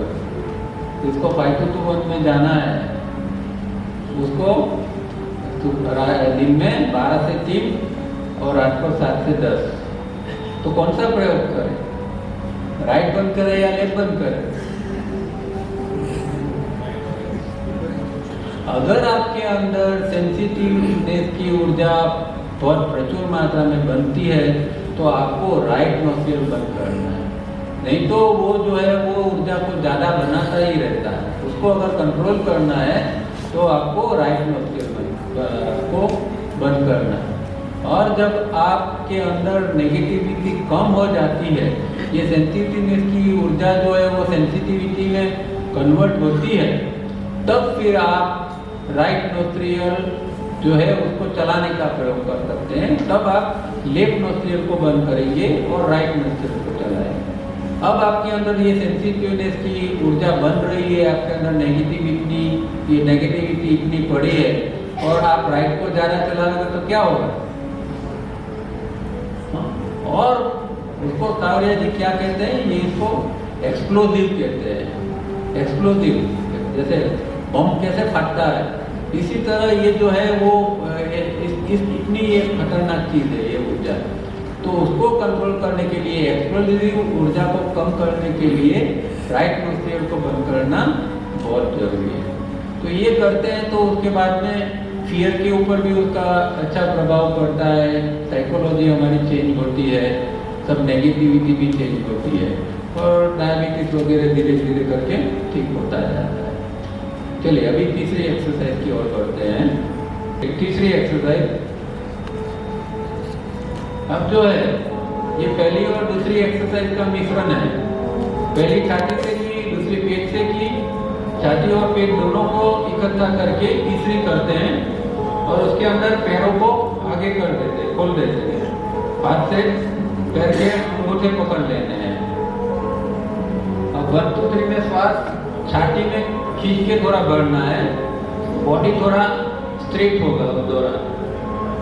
1 2 3 5 6 1 2 3 5 6। तो दोनों एक साथ में चलेंगे, छाती पेट दोनों खुलेंगे और दोनों साथ में सिकुड़ेंगे। 1 2 3 5 6 1 2 3 5 6।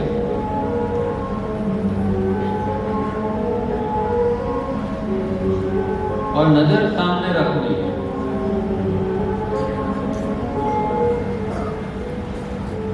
अब इससे क्या फायदा होता है शारीरिक?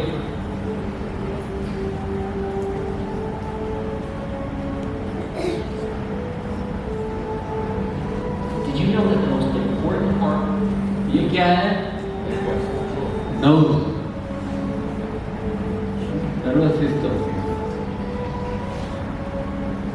तो इसका जो मेन प्रभाव पड़ता है ना, आपने देखा कि हमारी स्पाइन खींचती है, ऐसे हाथ आगे किए हुए हैं तो स्पाइन के ऊपर उसका बहुत प्रभाव पड़ता है। ये जो है ये नर्व निकली हुई है। दो प्रकार के नर्वस सिस्टम हमारे अंदर है, एक सेंट्रल नर्वस सिस्टम और एक पेरिफेरल नर्वस सिस्टम, कि जिसके अंदर सिंपैथेटिक और पैरासिम्पैथेटिक आते हैं। तो ये सब नर्व्स को मजबूत करने के लिए ये एक्सरसाइज, क्योंकि जैसे जैसे उम्र बढ़ती है तो सबसे पहली असर जो आती है नर्वस सिस्टम के ऊपर, या फिर आप जिंदगी में बहुत टेंशन इकट्ठा करते हैं, इसकी असर आती है नर्वस सिस्टम के ऊपर। तो क्या होता है कि आगे जाके अगर नर्वस सिस्टम फेल होती है तो पैरालिसिस की अटैक आती है, फिर और प्रकार के पार्किंसन होता है। ये सारी जो डिसीज है वो नर्वस सिस्टम रिलेटेड है। तो नर्वस सिस्टम को ठीक करना बहुत जरूरी है। इसीलिए तो कहते हैं कि भाई ये man is as young as his spine. इसकी अगर स्पाइन जितनी जिंदा है इतना व्यक्ति यंग है, जवान है। तो हमारे स्पाइन जो है माने नर्वस सिस्टम है, उसको ठीक रखना, उसको एक्टिव रखना बहुत जरूरी है। और ये नर्वस सिस्टम जो है ये थर्ड एक्सरसाइज से बहुत अच्छी होती है। और ये वर्टिब्राज होते हैं, वर्टिब्रा के अंदर से नर्व पसार होती है, गुजराती में मणका, तो उसके अंदर से नर्व ये होती है। अब क्या होता है कि दो प्रकार से यहाँ एक गड़बड़ होती है जिसको स्पॉन्डिलोसिस कहते हैं, एक सर्वाइकल में और एक लंबर में। लंबर और सर्वाइकल, सर्वाइकल मतलब ऊपर का हिस्सा, कि वहाँ कोई इसको ये हिस्सा है वहाँ जो ये जो वर्टिब्रा है उसको कोई सपोर्ट नहीं मिल रहा है, तो उसके वहाँ घसारा जो है वो जल्दी लग जाता है। ठीक है। और आजकल तो क्या करते हैं हम, मोबाइल पकड़ के ऐसे दिन भर में मुंडी नीचे की नीचे ज़्यादा कर रहती है, तो फिर यहाँ जल्दी ये घसारा लगता है। जो लोग कंप्यूटर पर ज़्यादा बैठे रहते हैं उनको भी यहाँ ये असर ज़्यादा होती है। तो आज की जनरेशन के अंदर ये सर्वाइकल के प्रॉब्लम बढ़ते जाते हैं। और इसी तरह लंबर के अंदर कमर का जो हिस्सा है वहाँ के जो पार्ट है स्पाइनल कॉलम में, वो वहाँ की ये तकलीफ होती है ये हिस्से के अंदर। तो ये दोनों को नहीं बिगड़े और ठीक ठाक रहे, इसके लिए एक्सरसाइज बहुत जरूरी है। तो एक तो नर्वस सिस्टम के ऊपर काम करती है, और ये जो है स्पाइन को ठीक ठाक रखने के लिए उसके जो वर्टिब्राज है, और वर्टिब्राज के बीच में हम जिसको गाड़ी कहते हैं, गाड़ी में घसारा लग गया है, तो उसको ये सबको ठीक करने के लिए एक्सरसाइज बहुत जरूरी है। और उसमें पहले और दूसरे के बेनिफिट भी मिलते हैं, क्योंकि लंग्स खुलता है तो लंग्स की भी अच्छी उसकी असर होती है, रेस्पिरेशन हार्ट के ऊपर, और डाइजेशन के लिए भी ये एक्सरसाइज थर्ड एक्सरसाइज अच्छी है। फिर जॉइंट्स, जो नीज के जॉइंट्स है, वो नीज के जॉइंट्स हम पैर को लंबा करके एक्सरसाइज करते हैं, तो सर्कुलेशन पैर की ओर बढ़ता है। उम्र बढ़ने पर ज़्यादा, जैसे कि लेडीज किचन में ज़्यादा समय खड़े रह के काम करना होता है तो तकलीफ होती है, तो ये सारी चीज़ें जो है वो अच्छी तरह ये सब चीज़ें इसमें से ये कंट्रोल होती है। अब नर्वस सिस्टम जो है, आपकी नर्वस सिस्टम कितनी पावरफुल है उसका एक प्रयोग है। ये सब वर्टिब्रा वगैरह ये नीज का पता है, ये सब ये किस तरह ये खराब होती है। पर दूसरा एक प्रयोग आप कर सकते हैं, आप कितने जवान हैं इसके लिए, आपकी नर्व्स कितनी मजबूत है। आप मिरर के सामने खड़ा हो जाना, और ये जो आपका हिस्सा है, कपाल का हिस्सा है, फ्रंट फ्लोर, ठीक है, जहाँ लेडीज जो यहाँ बिंदी लगाती है, तो आपको क्या करना है कि मिरर के सामने खड़ा रह के मिरर के अंदर इसी भाग के ऊपर एक बिंदी चिपका देना है। समझे बात? आप खड़े हैं, मिरर के अंदर देखो, यहाँ का रिफ्लेक्शन जो मिरर में है उस पार्ट के ऊपर एक बिंदी चिपका दो, और अभी आप शांति से खड़े रहो। कितनी देर तक आप इसको यहाँ मेंटेन कर सकते हैं? आपका बॉडी जरा भी हिलेगा तो वो बिंदी जो है वो यहाँ से हिल जाएगी। समझ में आया ना बात में क्या कहना चाहता हूँ? तो आपको आपका अगर नर्वस सिस्टम पावरफुल नहीं है तो क्या होगा कि आपका बॉडी थोड़ा थोड़ा ऐसा हिलता रहेगा। तो ऐसा हिलता रहेगा तो ये जो आज्ञा चक्र के ऊपर जो बिंदी होनी चाहिए वो ऐसे ऐसे आपको हिलती रहेगी। तो इसका मतलब ये हुआ कि अभी आपकी नर्वस सिस्टम जो है वीक होती जाती है। ये प्रयोग करके देख लेना और फिर तय कर लेना कि आप कितना जवान है अभी। तो ये प्रयोग नर्वस सिस्टम को बताता है, ठीक है।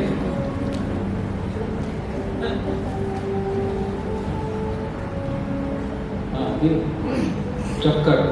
चक्र की चक्कर इसके अंदर 2 चक्र इन्वॉल्व होते हैं नीचे के, जिसको मूलाधार और स्वादिष्ठान चक्र है। मूलाधार का मतलब क्या? मूल, रूट जो है। जो आदमी के अंदर मूलाधार अच्छी तरह काम करता है वो आदमी डाउन टू अर्थ होता है, वो जमीन के साथ चिपका हुआ होता है, उसको फैंटेसी नहीं है, वो उड़ता नहीं रहता है। जो उड़ते रहते हैं उसका मूलाधार काम नहीं करता है ठीक ढंग से। तो डाउन टू अर्थ हमें जीना चाहिए। तो ये मूलाधार चक्र जो है वो रूट चक्र है, जिसके अंदर वो अच्छी तरह काम करता है तो वो आदमी धीरे गंभीर शांत होता है। और दूसरा जो चक्र है वो स्वादिष्ठान चक्र है, जो हमारे रिप्रोडक्टिव सिस्टम या सेक्स एनर्जी कहते हैं, उसके लिए जरूरी है। तो साधना के लिए सबसे अच्छा जो साधन है वो सेक्स एनर्जी है।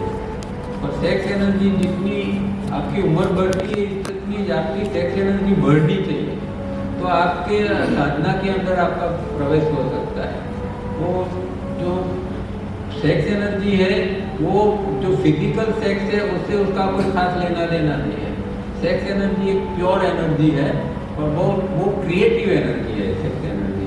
तो हमें अगर ये थर्ड एक्सरसाइज और गोल नकेट ताकि एक्सरसाइज ढंग से करते हैं तो सेक्स एनर्जी आपकी पावरफुल होती जाएगी। और व्यक्ति के अंदर जो एनर्जी होती है, जो ऊर्जा होती है या उसका जो एक ओरा का प्रभाव होता है, उसके अंदर ये सेक्स एनर्जी का सबसे बड़ा रोल होता है। उसकी जो पर्सनालिटी जो निखरती है वो सेक्स एनर्जी के कारण निखरती है। तो सेक्स एनर्जी जो है वो ये उसका रिलेशन स्वादिष्ठान चक्र के साथ है। और ये थर्ड एक्सरसाइज में हम स्वादिष्ठान को इस एक्सरसाइज से ठीक ठाक कर सकते हैं। अब ये उसको तावड़िया जी ने दूसरे ढंग से भी बताया है कि भाई मूलाधार जो है, मूलाधार कौन सी एनर्जी को अंदर हमेशा सब करता रहता है हर क्षण। मूलाधार भी कोई एनर्जी को लेता है। वो कौन सी एनर्जी है? Life energy. और दूसरी एनर्जी जो है वो अवेयरनेस की एनर्जी। अब बच्चे का जन्म होता है तो बच्चा जब तक माँ के पेट के अंदर है वहाँ तब तक उसकी लाइफ एनर्जी चालू नहीं होती। क्यों? शुरुआत यहाँ लाइफ एनर्जी आती है, यहाँ जीवन की शुरुआत हुई और वहाँ अंतिम श्वास खत्म हुआ, जीवन समाप्त हो गया। तो ये पूरा खेल इसका है और इसीलिए ये रिदमिक ब्रीदिंग का बहुत महत्व है इसके अंदर कि श्वास हमारा किस तरह चल रहा है। तो ये लाइफ एनर्जी और दूसरी जो है अवेयरनेस की एनर्जी। जीवन जीने के लिए अवेयरनेस भी चाहिए, जागृति चाहिए। अभी आप सब जागृत है तो ये यहाँ बैठे हैं, समझने का प्रयत्न कर रहे हैं, वो जागृति है। पर जागृति जो है उसको भी बढ़ाया जाता है। हम जो जीवन जी रहे हैं वो बहुत लो लेवल की जागृति है, जीवन जीने की ही जागृति है। उसके ऊपर की जो थर्ड डायमेंशन के ऊपर की जो चीज़ है वो हम जागृति हमारी इतनी पहुंची नहीं है कि हम वो जान समझ सकते हैं। तो उसको समझने के लिए जागृति की मात्रा को बढ़ाना पड़ता है, तब हम थर्ड डायमेंशन के ऊपर भी क्या चीज़ है, क्या जीवन है उसको जान समझ सकते हैं। तो ये मूलाधार और स्वादिष्ठान चक्र जो है वो बहुत इम्पोर्टेंट है क्योंकि वो हमें दोनों प्रकार की ऊर्जा को देते हैं। अब चौथी एक्सरसाइज,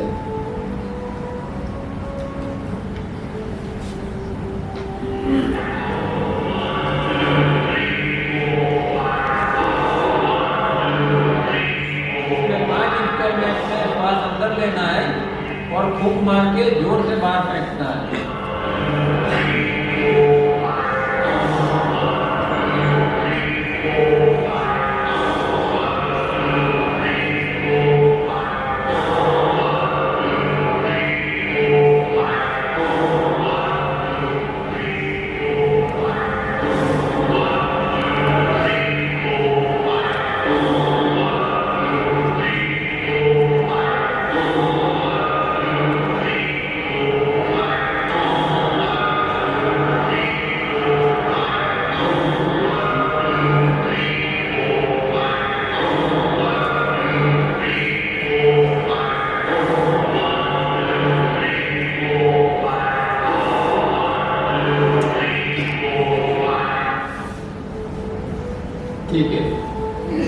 5 इंस्टॉलमेंट लेते हैं और जोर से फूंक मारकर बाहर निकालते हैं तो क्या होता है, ये इसका प्रभाव फिर से लंग और हार्ट के ऊपर बहुत अच्छा पड़ता है और ब्रेन के ऊपर पड़ता है। तो ये जो है, ये जो हमने फर्स्ट एक्सरसाइज में देखा था वही चीज़ यहाँ फिर से अच्छी तरह होती है। जो एयर से जो वायु कोष नीचे होते हैं तो हम 5 इंस्टॉलमेंट के अंदर पूरा श्वास बढ़ जाता है तो नीचे के वायु कोष तक हम हवा पहुंचती है। फिर जोर से फूंक मारते हैं तो डायफ्राम ऊपर आके धक्का मारता है और पूरी हवा को बाहर निकाल देता है। और यहाँ जो मसल्स है उसको इंटरकोस्टल मसल्स कहते हैं, वो मसल्स तक भी हवा को हमें 5 इंस्टॉलमेंट में ले जाना चाहिए। तो यहाँ तक एयर आती है तो ये जो यहाँ के जो वायु कोष जो निष्क्रिय है वो सक्रिय होते जाते हैं। तो ये हिस्सा भी हम लंग का उपयोग करना सीखते हैं ये एक्सरसाइज के अंदर। ये जो डायफ्राम जो है इसके अंदर हम देखा ना 1 2 3 5 6, तो यहाँ लंग जब फूंक मारते हैं तब लंग ऊपर आके एकदम चिपक, ये डायफ्राम ऊपर आके चिपक जाता है, जोर से धक्का मारता है। तो हार्ट और लंग को बहुत बेनिफिट मिलता है। जिसको हार्ट और लंग का प्रॉब्लम है इसके लिए फर्स्ट एक्सरसाइज बहुत उपयोगी है। फिर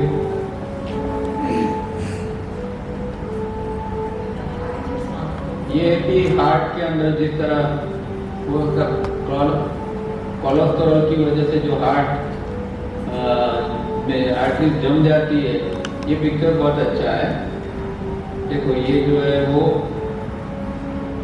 वही है जो पहले हमने देखा था। इस तरह ये ब्लड का फ्लो है और जब कोलेस्ट्रॉल नाड़ी के अंदर जम जाता है तो खून फिर नीचे नहीं आ सकता। ये देखो ये जमना चालू हो गया, जम जाता है इस तरह और ये हृदय दबकता है।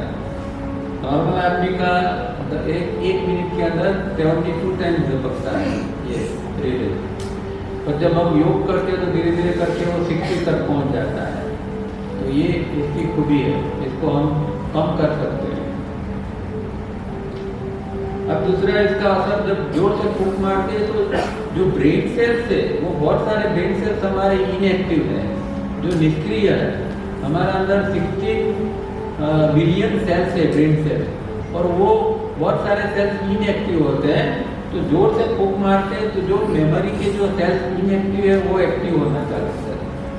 आज साइंस भी जानता है कि हमारा ब्रेन का खाली हम 10% ही उपयोग कर सकते हैं। ब्रेन जो पोटेंशियल है उसका एक इंटेलिजेंट आदमी भी 10% से ज़्यादा उपयोग नहीं कर सकता है। 90% तो वो जो है अभी भी ऐसा है कि जिसका उपयोग ही नहीं हो रहा। तो योग के अंदर हम देखते हैं कि जो महापुरुष होते हैं उनके अंदर बहुत सारी शक्तियाँ विकसित होती है। तो वो शक्तियाँ कहाँ से आ जाती है? तो वो शक्तियाँ जो ये है ब्रेन के जो जब सेल्स एक्टिव होते हैं तो उसके अंदर बहुत सारी शक्तियों का विकास होता है। तो यही हमें करना है कि ये एक्सरसाइज अगर अच्छी तरह करते हैं तो ब्रेन सेल्स का हम ज़्यादा अच्छी तरह हम उसको एक्टिवेट कर सकते हैं, उपयोग कर सकते हैं। और आजकल एक प्रॉब्लम ये भी है कि भूल जाना बहुत एक कॉमन बात होती है, और उम्र बढ़ती है उसके बाद में तो ये खास होता है कि बहुत चीज़ें हम भूल जाते हैं रोजाना। तो ये एक्सरसाइज हमें इसलिए उपयोगी है कि मेमोरी जो है वो हमारी शार्प रहती है। जो स्टूडेंट्स होते हैं जिसको याद नहीं रहता है उनको भी ये एक्सरसाइज हम करवा सकते हैं ताकि वो बच्चे की मेमोरी अच्छी तरह काम करे और जो पढ़ता है वो उसके अंदर दिमाग में सेट हो जाए। तो उसके लिए ये जब टेंशन के कारण जो ये है अंदर हमारे अंदर जो ऊर्जा घूमती है वो स्टैटिक हो जाती है, ये ब्लॉकेज इस प्रकार का बना है। और ये जो है हमारे अंदर एक मेमोरी के भी संस्कार बन जाते हैं जिसको तारियाजी मेमोरी पैटर्न कहते हैं। और जन्म जन्म यही रिपीट होता है, हर जन्म जो है वो मेमोरी डिस्ट्रॉय नहीं होती है कभी भी। एक बार जन्म ली और फिर वो एकदम जम गई, उसको संस्कार कहते हैं। और जो है वो मेमोरी जैसे हमने आगे देखा ना कि जे ब्रूडिंग और डे ड्रीमिंग, वो भी एक मेमोरी का एक उपयोग है, पर वो गलत उपयोग है। तो मेमोरी का हमें राइट यूज जो किस तरह करना है वो आना चाहिए। तो ये सारी एक्सरसाइज का ओवरऑल इफेक्ट ये होता है कि ब्रूडिंग हमारा कम होता है। आप एक एक्सपेरिमेंट कर सकते हैं कि जब आपके अंदर बहुत विचार ज़्यादा चलते हैं या पास के विचार ज़्यादा चलते हैं, तो आप एक कोने में जाके जोर जोर से फूंक मारना चालू कर दें। 1 मिनट करोगे तो आप देखोगे कि आपके विचार जो है एकदम कम हो जाएंगे, जो ब्रूडिंग चल रहा है वो कम हो जाएगा। तो ये 1 मिनट के प्रयोग से ही आप देख पाओगे कि ये तुरंत इसके ऊपर असर करता है। अगर बहुत ग्रोथ आप हो गए हैं, आपकी एनर्जी एक ब्लॉक स्टैटिक हो गई है, आपके अंदर ये विचार ज़्यादा चल रहा है, तो आप कभी भी 1 मिनट के लिए ये प्रयोग कर सकते हैं। तो फिर से अंदर एनर्जी का सर्कुलेशन चालू हो जाएगा और ब्रूडिंग जो है वो कम हो जाएगा। और सबसे इम्पोर्टेंट ये चीज़ है कि कई सारी चीज़ें जो है हम देखो, जीवन ऐसा है कि हर चाहिए चीज़ हम कर नहीं सकते। हमें जो मन होता है वो हम कर नहीं, हम सोसाइटी में जीते हैं, तो सोसाइटी के नियम होते हैं, रूल्स होते हैं, उसके मुताबिक जीना पड़ता है हमें। तो क्या होता है कि कई इच्छाओं को हमें दबा देना पड़ता है।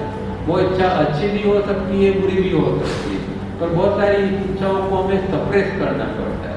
वो सप्रेशन जो है वो एक फिर से गलत चीज़ अंदर बन जाती है। अब उसको निकालना पड़ता है। उसको क्या कहते हैं? कैथारसिस। कैथारसिस। तो ये जब एक्सरसाइज आप करते हैं तो आपका अंदर कैथारसिस होता है, मतलब जो सप्रेशन अंदर आ गया है उसको तो निकालना तो पड़ेगा ना। उसको इच्छा को पूर्ण नहीं कर सकते, पर इसको वो दबी हुई इच्छा को कहीं बाहर तो निकालना पड़ेगा, तो कैथारसिस करना पड़ता है। तो कैथारसिस के लिए ये फूंक मारना बहुत इम्पोर्टेंट है। और इसके अंदर आज्ञा चक्र जो है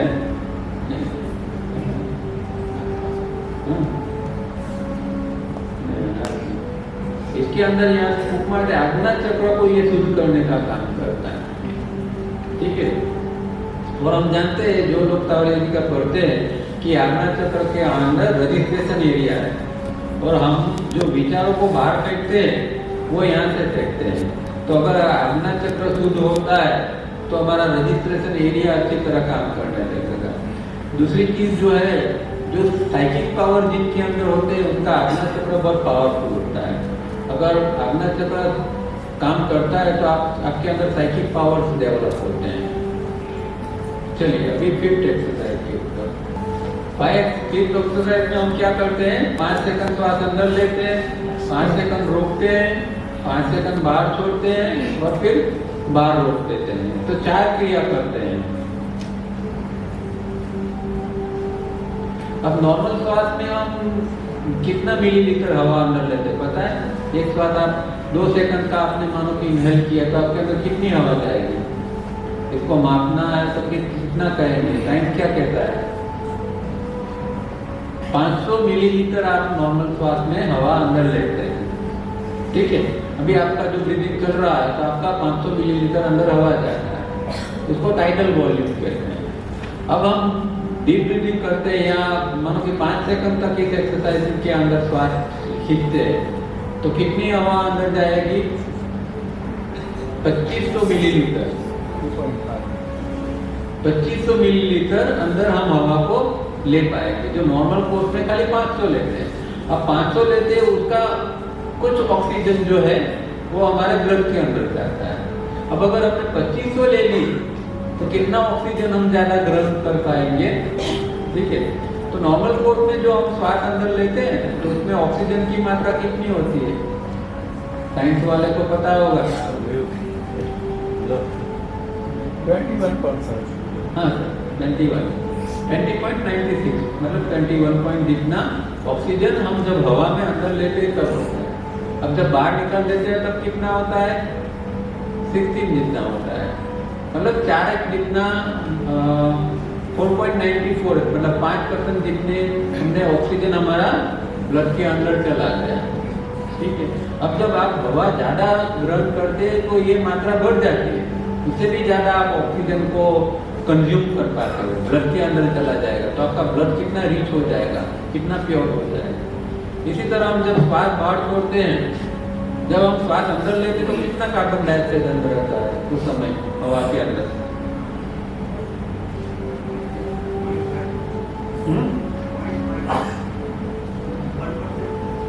पॉइंट 0.05 या 0.04 है, एक पूरा भी 4 नहीं है।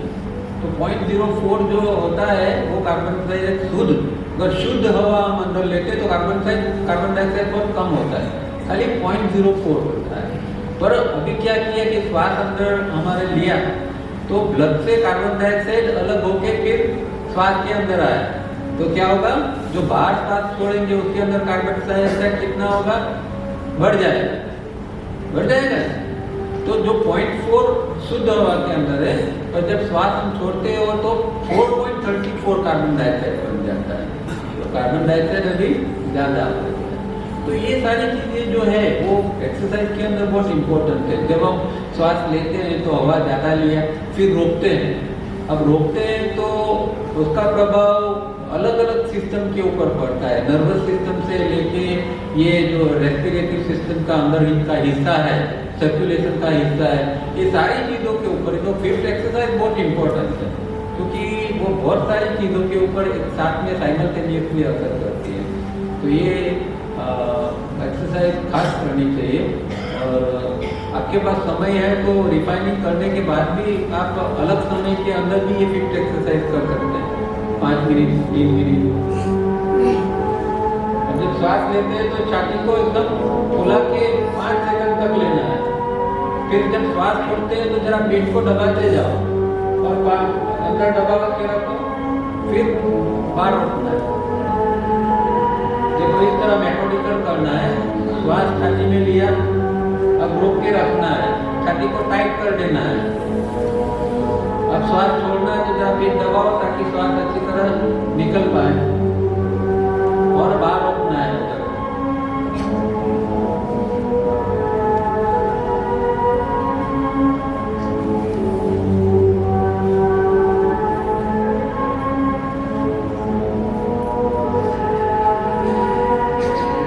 अब इसके अंदर हम 2 प्रकार के श्वास बाहर रोकते हैं 2 प्रकार के, एक अंदर श्वास रोकते हैं और एक बाहर श्वास रोकते हैं।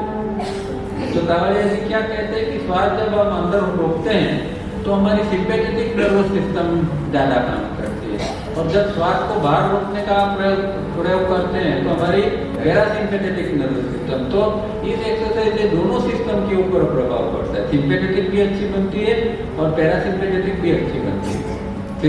सिंपैथेटिक का काम है बढ़ाना किसी चीज को, जैसे कि एंडोक्राइन ग्लैंड के जो स्राव होते हैं उसको अगर बढ़ाना है तो सिंपैथेटिक काम करती है, उसको कम करना है तो पैरासिम्पैथेटिक काम करती है। तो ये सारी चीजें एंडोक्राइन ग्लैंड जो है वो अच्छी तरह काम करेगी।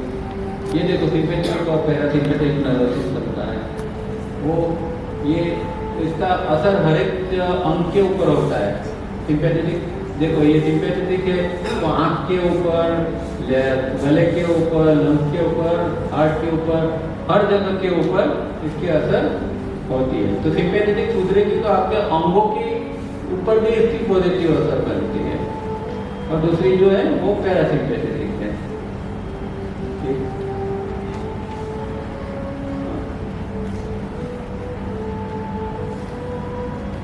देखो ये एनिमेशन है, डायफ्राम किस तरह काम कर रहा है। तो जब आप पूरा श्वास लेते तो डायफ्राम एकदम नीचे नाभि तक जाता है, और जब आप पूरा श्वास छोड़ देते तो एकदम ऊपर लंग्स की ओर चला जाता है। ये डायफ्राम है। ये अच्छी स्लाइड है, आपको चारों ओर से बताती है।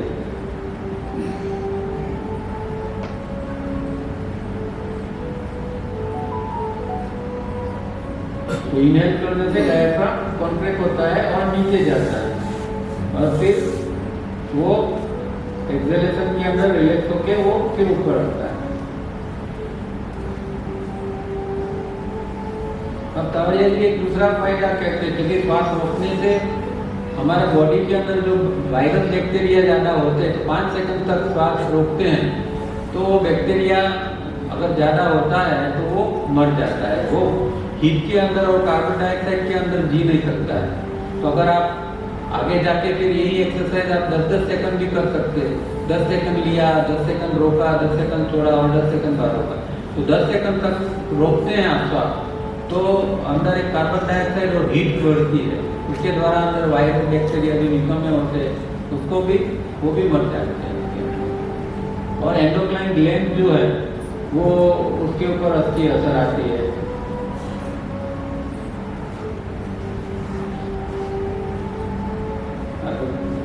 ये देखो, ये अलग अलग एंडोक्राइन ग्लैंड है हमारे अंदर। ये ब्रेन के अंदर है पीनियल, ये जो ये छाती के हिस्से के अंदर है, ये हमारे पेट के नीचे के हिस्से के अंदर है, ये गले के अंदर है, ये पैंक्रियास हमने देखा पेट के अंदर है, और ये रिप्रोडक्टिव सिस्टम के लिए है। तो ये सारे जो है एंडोक्राइन ग्लैंड के ऊपर ये एक्सरसाइज का बहुत अच्छा प्रभाव पड़ता है। और चक्र जो है वो इसके अंदर सब चक्र के ऊपर एक अच्छी असर आती है। कोई पर्टिकुलर चक्र नहीं है पर सब चक्र के ऊपर इसकी पॉजिटिव, देखो ये ऊर्जा जो है वो ऐसे ऊपर चढ़ती रहती है। तो जब हम श्वास को रोकते हैं या यहाँ पेरेनम को जब धक्का मारते हैं तो हमारी ऊर्जा ऊपर जाती है। अब छठी एक्सरसाइज लास्ट, ये एक्सरसाइज જેમાં આપણે ગળામાં થૂંકને ગળા નીચે ઉતારવાની છે અને એ ગળાનો એરિયાને ક્લીન્સ કરવાનો છે। પહેલા ઊંડો શ્વાસ લઈ લેવાનો છે, એકદમ પૂરેપૂરો ગહેરો શ્વાસ। ત્યારબાદ હાથની મદદથી નાક બંધ કરી દેવાનું છે, ડાળી છાતી સાથે ચિપકાવી દેવાનું છે, ચિન લોક, જેમ યોગમાં જાલંધર બંધ કરવામાં આવે છે એ રીતના ચિન લોક। હવે મોઢામાં થોડીક થૂંકને ભેગી થવા દેવાની અને પછી ધીમે ધીમે ગળા નીચે ઉતારવાની છે, જેમ પાણી પીએ છે એ રીતના થૂંકને ગળા નીચે ઉતારવાની। 1 વાર, 2 વાર, 3 વાર, 4 વાર, 5 વાર, પછી મસ્તકને ઊંચું કરી દેવાનું, નાક છોડી દેવાનું છે અને શ્વાસને પણ છોડી દેવાનો છે। ફરીથી બીજી વાર એ રીતના ઊંડો શ્વાસ, नाकली एक्सरसाइज, जेमा देखो ये थायराइड ग्लैंड जो है इसका मेन प्रभाव जो पड़ता है वो थायराइड ग्लैंड के ऊपर पड़ता है। और थायराइड ग्लैंड को कौन कंट्रोल करती है? पिट्यूटरी ग्लैंड, जो ब्रेन के अंदर है। ब्रेन के अंदर पिट्यूटरी मास्टर ग्लैंड जिसको कहा जाता है, वो थायराइड को कंट्रोल करती है। और थायराइड जो ये है वो थायराइड के 2 प्रकार है। थायराइड से जो ये निकलता है स्राव होता है उसको आयोडीन कहते हैं, और आयोडीन जब कम निकलता है तो उसको हाइपरथायरॉयडिज्म कहा जाता है, और ज़्यादा निकलता है तो उसको हाइपोथायरॉयडिज्म कहा जाता है।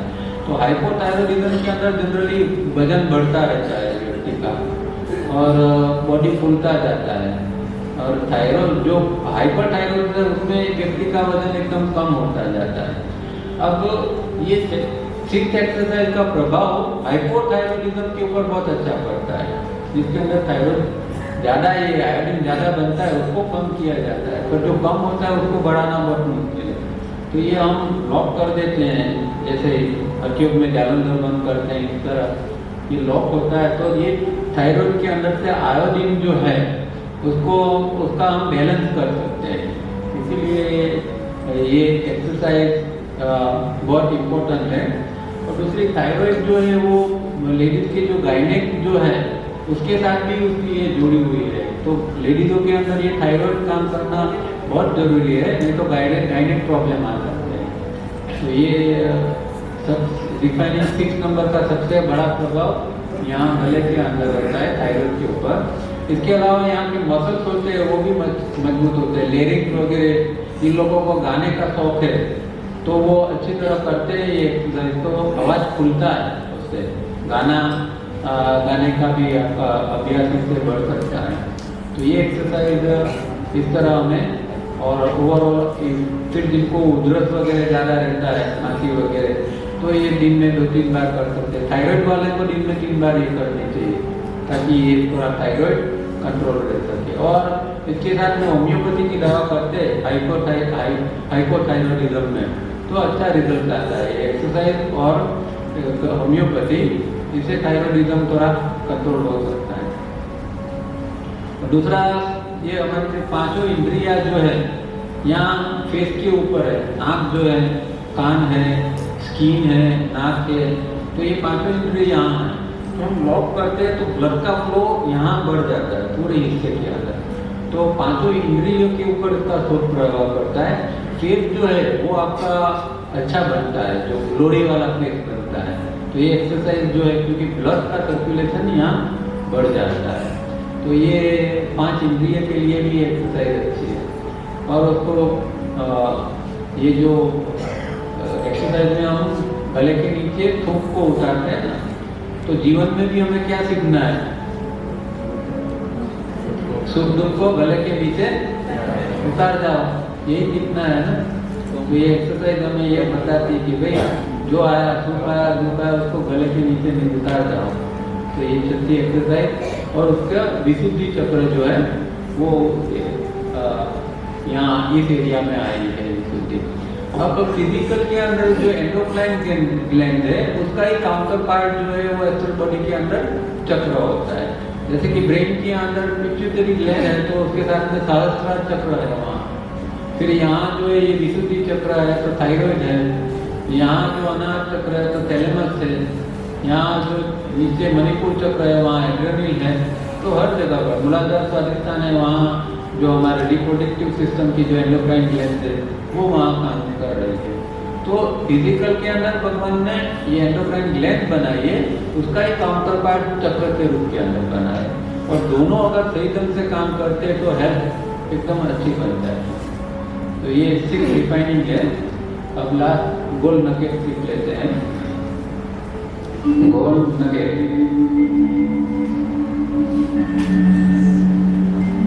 बहुत सुंदर कसरत છે। ગોલ નગેટ એટલે સોનાની લકડી। ઠીક છે, એની આ કસરત બહુ ઉપયોગી છે, કારણ કે આ સ્પિરિચ્યુઅલ એક્સરસાઇઝ છે।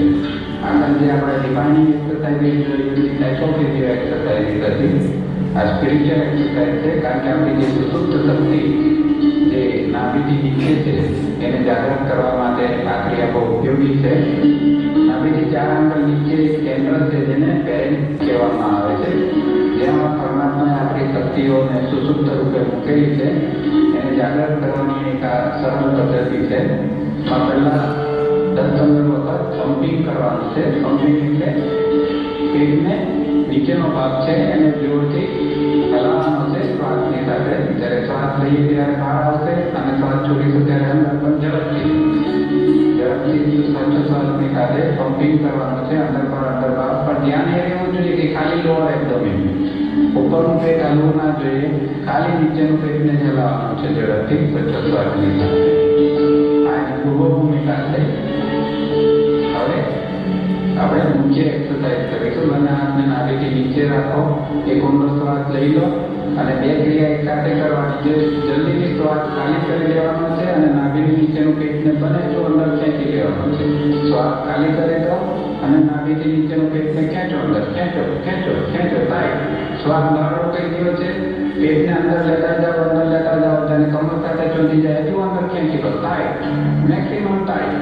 10 સેકન્ડ, 15 સેકન્ડ, 20 સેકન્ડ, જેટલી વાર શ્વાસ રોકાય એટલી વાર એને પેટને ખેંચેલું રાખો, એટલે શ્વાસ અંદર આવી જાય તો એક્સરસાઇઝ પૂરી।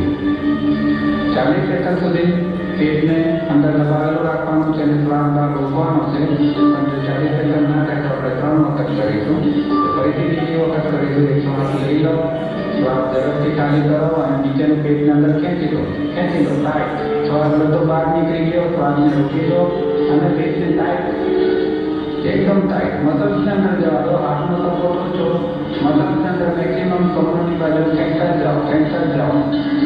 શ્વાસ રોકી રાખો। શ્વાસ લઈ લેવાની જરૂર પડે ત્યારે एक्सरसाइज पूरी થઈ જાય છે। गोल नगेट।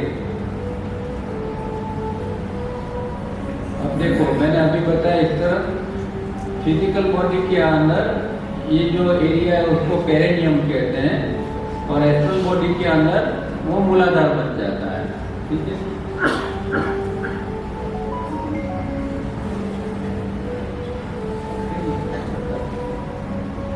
पेरेनियल बॉडी है, एक्चुअली उसको पेरेनियल बॉडी कहते हैं, जहाँ हमारे रिप्रोडक्टिव सिस्टम के जो ऑर्गन है, ये सब ये लेडीज के है, इस तरह जेंट्स के और लेडीज के ऑर्गन्स एक एरिया के अंदर है, तो वहाँ इसका बहुत बड़ा प्रभाव होता है। तो पेरेनियल बॉडी के अंदर पेरेनियम एक छोटा सा हिस्सा है और उसका कनेक्शन मूलाधार के साथ में है, तो एनर्जी है मूलाधार के अंदर। तो जब हम उसको प्रेस करते हैं और कहते हैं कि उस एरिया के अंदर 72,000 नाड़ियाँ इकट्ठा होती है उस एस्ट्रल के अंदर, उसको जो एरिया जो है उसको पंद कहते हैं। पंद मतलब सटल बल्ब, एक प्रकार का अंदर बल्ब है, और बॉडी की पूरी जो 72,000 नाड़ियाँ हैं वो वहाँ ज्वाइंट होती है, वहाँ से एनर्जी सब जगह जाती है। तो अगर इस एरिया को कंट्रोल किया जाता है तो बहुत सारी ऊर्जा का हम विस्तरण पूरे बॉडी के अंदर कर सकते हैं, इसीलिए ये एरिया बहुत इम्पोर्टेंट है। दूसरा हम जानते हैं कि भाई प्राण, जो प्राण का इंटेक है वो हमेशा मूलाधार में होता है। फिजिकल बॉडी के अंदर श्वास लेते हैं, एस्ट्रल बॉडी के अंदर क्या आता है, प्राण आता है, और प्राण कहाँ से आता है, ये मूलाधार से अंदर की ओर जाता है। तो ये एक्सरसाइज का प्रभाव मूलाधार के ऊपर और स्वाधिष्ठान के ऊपर बहुत अच्छा पड़ता है। इसीलिए सावरिया जी क्या कहते हैं कि ये भगवान के दरवाजे खोल देगा, ये एक्सरसाइज परमात्मा में दरवाजे खोल देगा। तो इतनी पावरफुल एक्सरसाइज है, क्योंकि दरवाजा खोलने का वो सिंबॉलिक बोलते हैं, कहने का मतलब है कि आपका प्राण का इंटेक बढ़ता जाएगा तो आपका इलेक्ट्रॉन पावरफुल होता जाएगा, तो फिर आपकी स्पिरिचुअलिटी भी बढ़ती है। और नाम भी इसीलिए इस तरह एक दिया है, गोल नगेट, सोने की लंगड़ी, तो इस तरह का नाम भी दिया है। इतनी इम्पोर्टेंट एक्सरसाइज है, जैसे गोल की नगेट होती है कितनी इम्पोर्टेंट है, इस तरह ये एक्सरसाइज इम्पोर्टेंट है। और दूसरा ये पूरे जो हार्मोन्स है उसको बैलेंस करता है। ये एक्सरसाइज का इम्पोर्टेंस ये है कि हमारे बॉडी के अंदर हार्मोन को बैलेंस करता है, सेक्स एनर्जी को रिफाइन करता है, और उसको जो है उसका आगे जाके उसका सब्लिमेशन, जिसको उद्वीकरण कहते हैं, वो उद्वीकरण की प्रक्रिया हो सकती है। तो ये बहुत अच्छी एक्सरसाइज है, हर एक को जो हमने अभी बताया, इस तरह मूलाधार और स्वाधिष्ठान दोनों चक्र इसके अंदर इन्वॉल्व होते हैं। और आगे भी हमने देखा था मूलाधार के अंदर जैसे कि लाइफ एनर्जी और अवेयरनेस की एनर्जी लेते हैं मूलाधार स्वाधिष्ठान से, तो ये एक्सरसाइज करते हैं तो लाइफ एनर्जी हमारे अंदर ज़्यादा आती है, अवेयरनेस की एनर्जी भी बढ़ती जाती है। तो बहुत अच्छी एक्सरसाइज है, ये सबको रोज करनी चाहिए, और हो सके तो दिन में 2 बार टाइम मिलता है तो 2 बार करो। पर ये एक्सरसाइज मिनिमम 5 मिनट करो, 3 मिनट तक श्वास को रोके रखो, और 3 मिनट तक श्वास को रोकने की प्रैक्टिस करो, और 2 मिनट जो है वो शैलो ब्रीदिंग करो। फिर आगे जाके 10 मिनट इसको करो, इसमें 7 मिनट तक श्वास को बाहर रोकने के राउंड्स करो, और 3 मिनट तक शैलो ब्रीदिंग करो। 10 मिनट तक इसको रोज करनी चाहिए, तब जाके आपको आगे जाके इसकी इफेक्ट समझ में आएगी। ठीक है, तो यहाँ गोल नगेट के साथ में हमारा एक्सरसाइज जो सीखने का है वो पहले सेशन में खत्म होता है। इसमें कोई कुछ समझ में नहीं आया है तो पहले प्रश्न ले लेते हैं, बाद में 1-1 मिनट सब साथ में मिलकर करेंगे। एक्सरसाइज करती हो तो कोई कंपल्सरी नहीं कि बंद જ करनी। हाँ बोलो। 40 સેકન્ડ સુધી ગોલ નગેટમાં રોકીએ અને જે સફોકેશન આપણે થાય એ વધારે સફોકેશન થવાથી આપણે શું અસર થાય? વધારે સફોકેશન થાય એ વધારે સારું છે, કારણ કે આપણે જેટલી સેકન્ડ વધારે પ્રેશર ક્રિએટ કરી છે એટલી એનર્જી જનરેટ થાય છે। એટલે તમે 40 સેકન્ડ એક ક્રાઇટેરિયા છે, પહેલાં તો તાવડિયાજી 1 મિનિટનો ક્રાઇટેરિયા રાખેલો, પછી 40 સેકન્ડની ઉપર આવ્યા। તો 40 સેકન્ડ સુધીના આપણે મસલની ઉપર એક એ જનરેટ કરીએ છીએ, તો આપણું શું છે કે સામાન્ય માણસનું આ બધા મૂલાધાર ને બધું છે ને બહુ ડલ થઈ ગયું છે। જન્મથી એ બધું ઇનએક્ટિવ ફોર્મની અંદર છે, બધું ડલ થઈ ગયું છે। એને જનરેટ કરવા માટે જરાક વધારે મહેનતની જરૂર પડે, વધારે એફર્ટ્સ અને વધારે પ્રેશર ક્રિએટ કરવો પડે। એટલે 40 સેકન્ડના તમારે રાઉન્ડ કરવા પડે, 1 વાર રોક્યું, 2 વાર રોક્યું, 3 વાર રોક્યું, 5 વાર રોક્યું, તો તમે ધીમે ધીમે મૂલાધારને જીવતું કરો છો। હમણાં આપણા બધા ચક્રો છે બધા ઓલમોસ્ટ બધા ગયેલા ગુજરેલા છે, બધા બહુ સારી હાલત નથી એમ, બરાબર છે?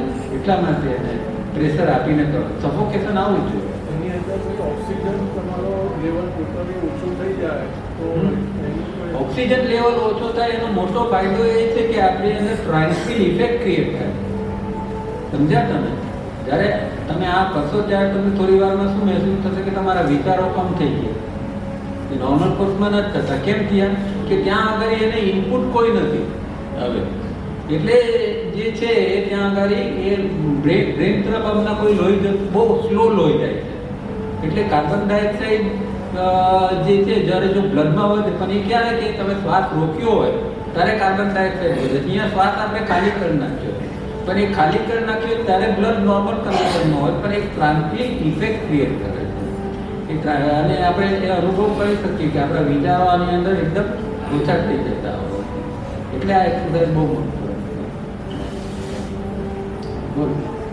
સર, આજે સેલો બ્રીથ જે કરવાનું છે આપણે ગોળ સર્કિટમાં, તે એની રીત જરા સમજાવશો ફરીથી? સેલો બ્રીથ કેવી? હા, એટલે આપણે માનો કે 3 રાઉન્ડ કરીએ છીએ, તો ત્રીજો રાઉન્ડ જેવો કર્યો, તો ત્રીજા રાઉન્ડમાં આપણે શ્વાસ બહાર રોકેલો છે, બહાર રોક્યો છે, અને અહીંયા શ્વાસ હવે પહેલા આપણે એક તો અંદર લેવો પડશે કારણ કે બહાર રોકેલો. ત્રીજો રાઉન્ડ પૂરો થયો, એક શ્વાસ લઈ લીધો. જેવો શ્વાસ અંદર આવ્યો કે તરત સેલો બ્રીથિંગ ચાલુ કરી દેવાનું. પેટ તો ખેંચેલું જ છે, જે ત્રીજા રાઉન્ડમાં ખેંચેલું હતું તે ખેંચેલું જ રાખવાનું છે. હવે શ્વાસ આવે અને તરત જ હવે શ્વાસ આમાં ડાયાફ્રામને નીચે જવા જ નથી દેવાનું. ડાયાફ્રામ આટલો જ વર્ક કરે છે. જે આપણે જોયો ને કે ડાયાફ્રામ આટલો જ વર્ક કરશે, તો એની સાથે જે પેરેનિયમ છે તે બી ત્યાં આગળ આમ વાઇબ્રેટ થશે. એટલે એક બાજુ ડાયાફ્રામ વાઇબ્રેટ થાય છે, એક બાજુ પેરેનિયમ વાઇબ્રેટ થાય, તો એ ઉર્જાને જનરેટ કરે. એટલે સેલો બ્રીથિંગ, સેલોનો અર્થ છે કે છીછરા શ્વાસ. હવે વધારે લેતા નથી, બધા છોડતા નથી, એની સ્પીડ રાખીએ છીએ. 1 મિનિટની અંદર મેક્સિમમ અહીંયાની નીચે જે પેટ દબાવેલું છે ને એની ઉપરથી છીછરા શ્વાસ મિનિમમ 1 મિનિટ કરવાનું, પછી વધારવાનું.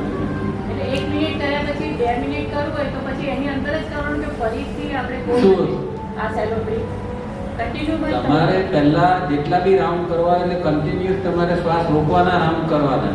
3 રાઉન્ડ કરો, 5 રાઉન્ડ કરો, પછી સેલો બ્રીથિંગ ચાલુ કરવાનું. એ સેલો બ્રીથિંગ પછી 1 મિનિટ કરો, 2 મિનિટ કરો, 3 મિનિટ કરો, એ જુદી વસ્તુ છે. 2 વસ્તુ, પહેલું પતે 2 પાર્ટ છે. પહેલો પાર્ટ શ્વાસ રોકવાનો અને બીજો પાર્ટ છીછરા શ્વાસનો છે. તો પહેલા પહેલો પાર્ટ કમ્પ્લીટ કરવો પડે. 5 વખત શ્વાસ રોકો તો 5 વખત રોકી લો, પછી સેલો બ્રીથિંગ કરવાનું. સમજ્યા?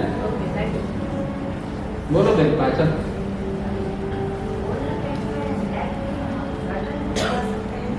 हाँ वो झुकेगी क्योंकि एकदम स्ट्रेट रखने से, क्योंकि यहाँ की जो मसल्स अंदर जाते हैं ना, तो यहाँ अगर एकदम स्ट्रेट रखेंगे तो वो गले में एक सूखापन आ जाएगा, तो थोड़ी नेक को नीचे रखना जरूरी है।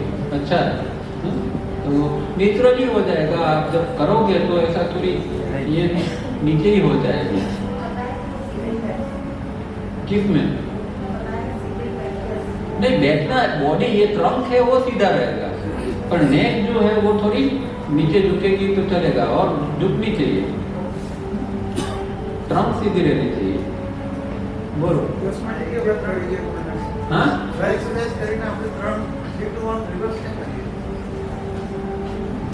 3 to 1 કરીને આપણે 7 8 9 હા, એ જ કહું છું કે આપણે ખાલી ભાખરી શાક ખાઈએ, દાળ ભાત છોડી દઈએ તો સંતોષ થાય? હા, એને છે ને તે સપ્લિમેન્ટરી છે. પાછળનું જે છે 3 to 1 તમે અનુભવ કરજો કે 3 to 1 નહીં કરો ને તો તમને કંઈક અધૂરો જ લાગશે. એટલે ઉર્જાને પૂરેપૂરી જાગૃત કરવા માટેનો નવો એક્સરસાઇઝનો પ્રોગ્રામ છે. આપણે 6 શરૂઆતમાં કરીએ છીએ, પણ 9 કરીએ ને ત્યારે જ એક પાછળની જે આફ્ટર ઇફેક્ટ જે કહેવાય ને, એ આફ્ટર ઇફેક્ટ એ આપણને 3 to 1 ની અંદર મળે, અથવા તો ફિનિશિંગ જે કહીએ ને, ફિનિશિંગ 3 to 1 છે. પણ એ કર્યા વગર છૂટકો નથી. તમે જો 6 ની ઉપર છોડી દો ને તો ડેફિનેટલી તમારી એનર્જીની ઉપર એની મિસિંગ એક ઇફેક્ટ આવે. એટલે આ 3 to 1 કરવું જ પડે. 2 વાર કરી શકો. हाँ, एक्सरसाइज કર્યા પછી એકદમ આંખમાં ઝળકણાટી થાય છે તો એક્સરસાઇઝ આપણી નાડીઓ બ્લોક છે, એટલે આપણને જળજણાતી ફીલ થાય, કોઈને ચક્કર બી એવા ના આવે શરૂઆતમાં. તો તાવડિયાજી જ કહેતા કે ભાઈ તમારી નાડીઓ બધી ચોક થઈ ગયેલી છે, બ્લોક થઈ ગયેલી છે. નર્વસ સિસ્ટમ જે છે, નર્વસ સિસ્ટમમાંથી ઇલેક્ટ્રિસિટી પસાર થતી હોય છે, એ બધી બ્લોક થઈ ગયેલી છે. એટલે જેમ જેમ એક્સરસાઇઝ કરતા જઈએ ને આમ એનર્જી ફ્રી થતી જાય છે, પછી ચક્કર બક્કર નથી આવતા. એટલે આજે ચક્કર કોઈ ખરાબ નિશાની નથી, કોઈ રોગની નિશાની નથી. એટલે બિયા વગર કરવાનું, ડરવાનું વગર જરૂર નથી કરવાની.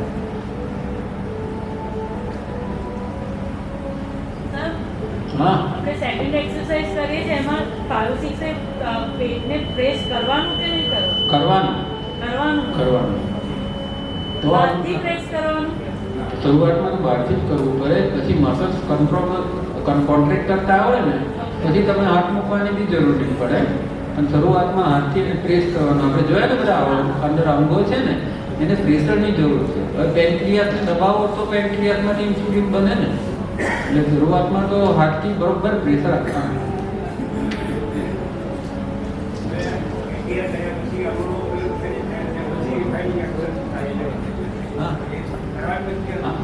હા ચાલે કરવાનો. એટલે થોડું અંદર ફ્રી થઈ જાય ને તો એક્સરસાઇઝ પછી બહુ સારી રીતે થાય. રિફાઇનિંગ પૂર્વે અનુલોમ વિલોમ કરી શકો.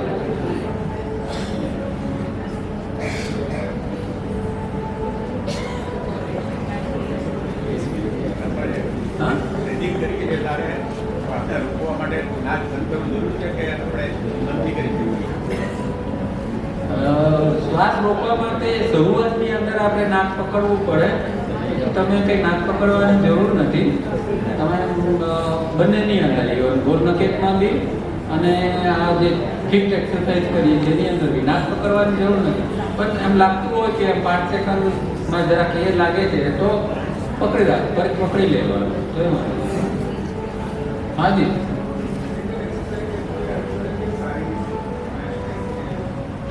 ફિઝિકલ એક્સરસાઇઝની અંદર સમજાયો ને પ્રશ્ન મને?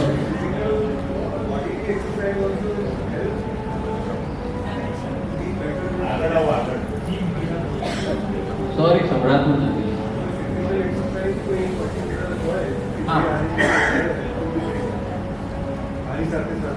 બીજી ફિઝિકલ એક્સરસાઇઝ આની જોડે ફિઝિકલ એક્સરસાઇઝ કોઈ એક એની જોડે થોડું સપોર્ટ આપે. હા, બીજી કે આપણે ATR 500 એ બધી આપેલી છે ને એ મોર ફિઝિકલ છે. એ સિવાય તમારે પોતે બી કંઈ કરવી હોય, જેમ કે આસન કરવા હોય તો તમે આસન આગળ પાછળ કરી શકો. તમારે ચાલવા જવું હોય તો ચાલવા જાઓ આગળ પાછળ. બીજું બધું તમે ગમે તે કરી શકો ફિઝિકલી. હા બોલો. સર, પર્ટિક્યુલર થર્ડ એક્સરસાઇઝ પછી મને ચક્કર આવતું હોય ને એવું વધારે ફીલ થતું. કે હમણાં જ આપણે વાત કરી ને અંદર થોડા બધા બ્લોકેજીસ છે. એટલે જેમ જેમ એક્સરસાઇઝ કરશો ને આપણી આગળની નાડીઓ અને નસો ખૂલતી જશે ને અને એનો ફ્રી ફ્લો થતો જશે ને તેમાં ઓછું થશે. અને એ એક્સરસાઇઝ કર્યા પછી મારે 2-5 મિનિટ તો ઊભું જ રહેવું પડે, પછી બીજી એક્સરસાઇઝ ચાલુ કરવી પડે. તમને કેટલી 1-1 મિનિટ કરો બધું? 1 મિનિટ. હા, તો એ એક્સરસાઇઝ અડધી મિનિટ કરો તમે. બહુ ઊભા રહેવાની જરૂર નથી. અને જરા પોસ્ચર ચેક કરજો. કોઈ જગ્યાએ જો નસ દબાતી હોય ને તો બી એવું થાય. એટલે કોઈની પાસે જરા એક્સરસાઇઝનું પોસ્ચર ચેક કરાવો. ATR એક્સરસાઇઝની અંદર આપણે શ્વાસ રોકી રાખવાનો હોય કે શ્વાસ ના, શ્વાસ નોર્મલ રહે. પણ આપણે બહારનો ભાગ છે એને કડક બનાવે છે, અંદરથી લૂઝ કરતા જઈએ.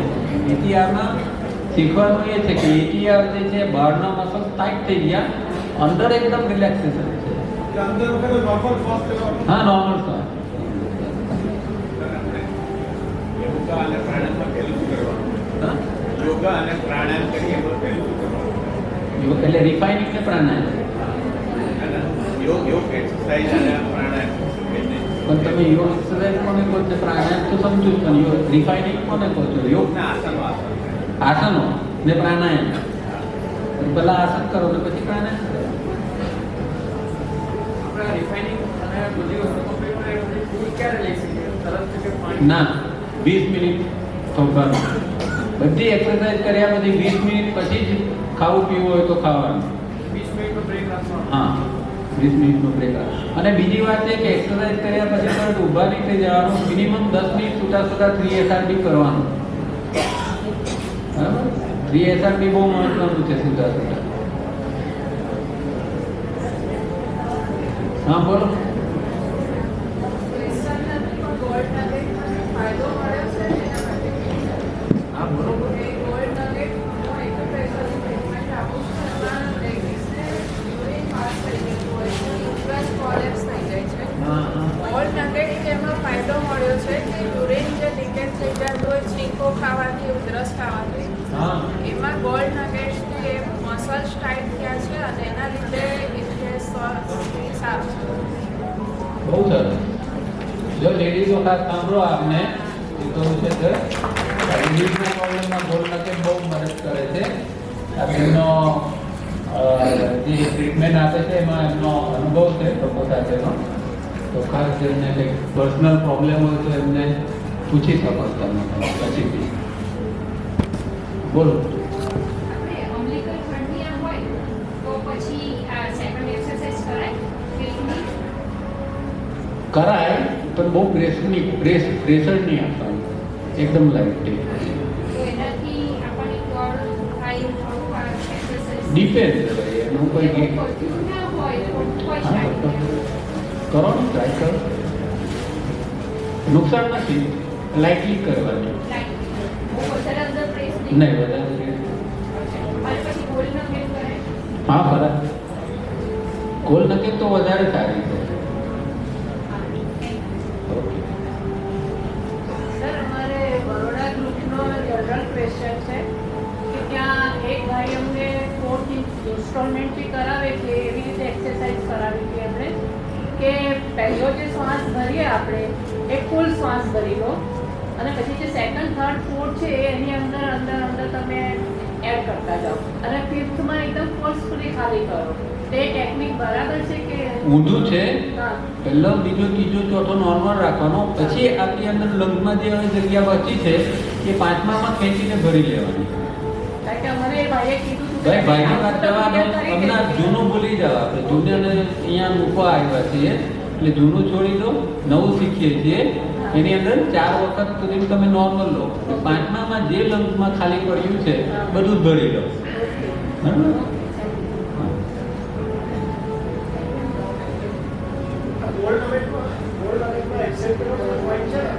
હા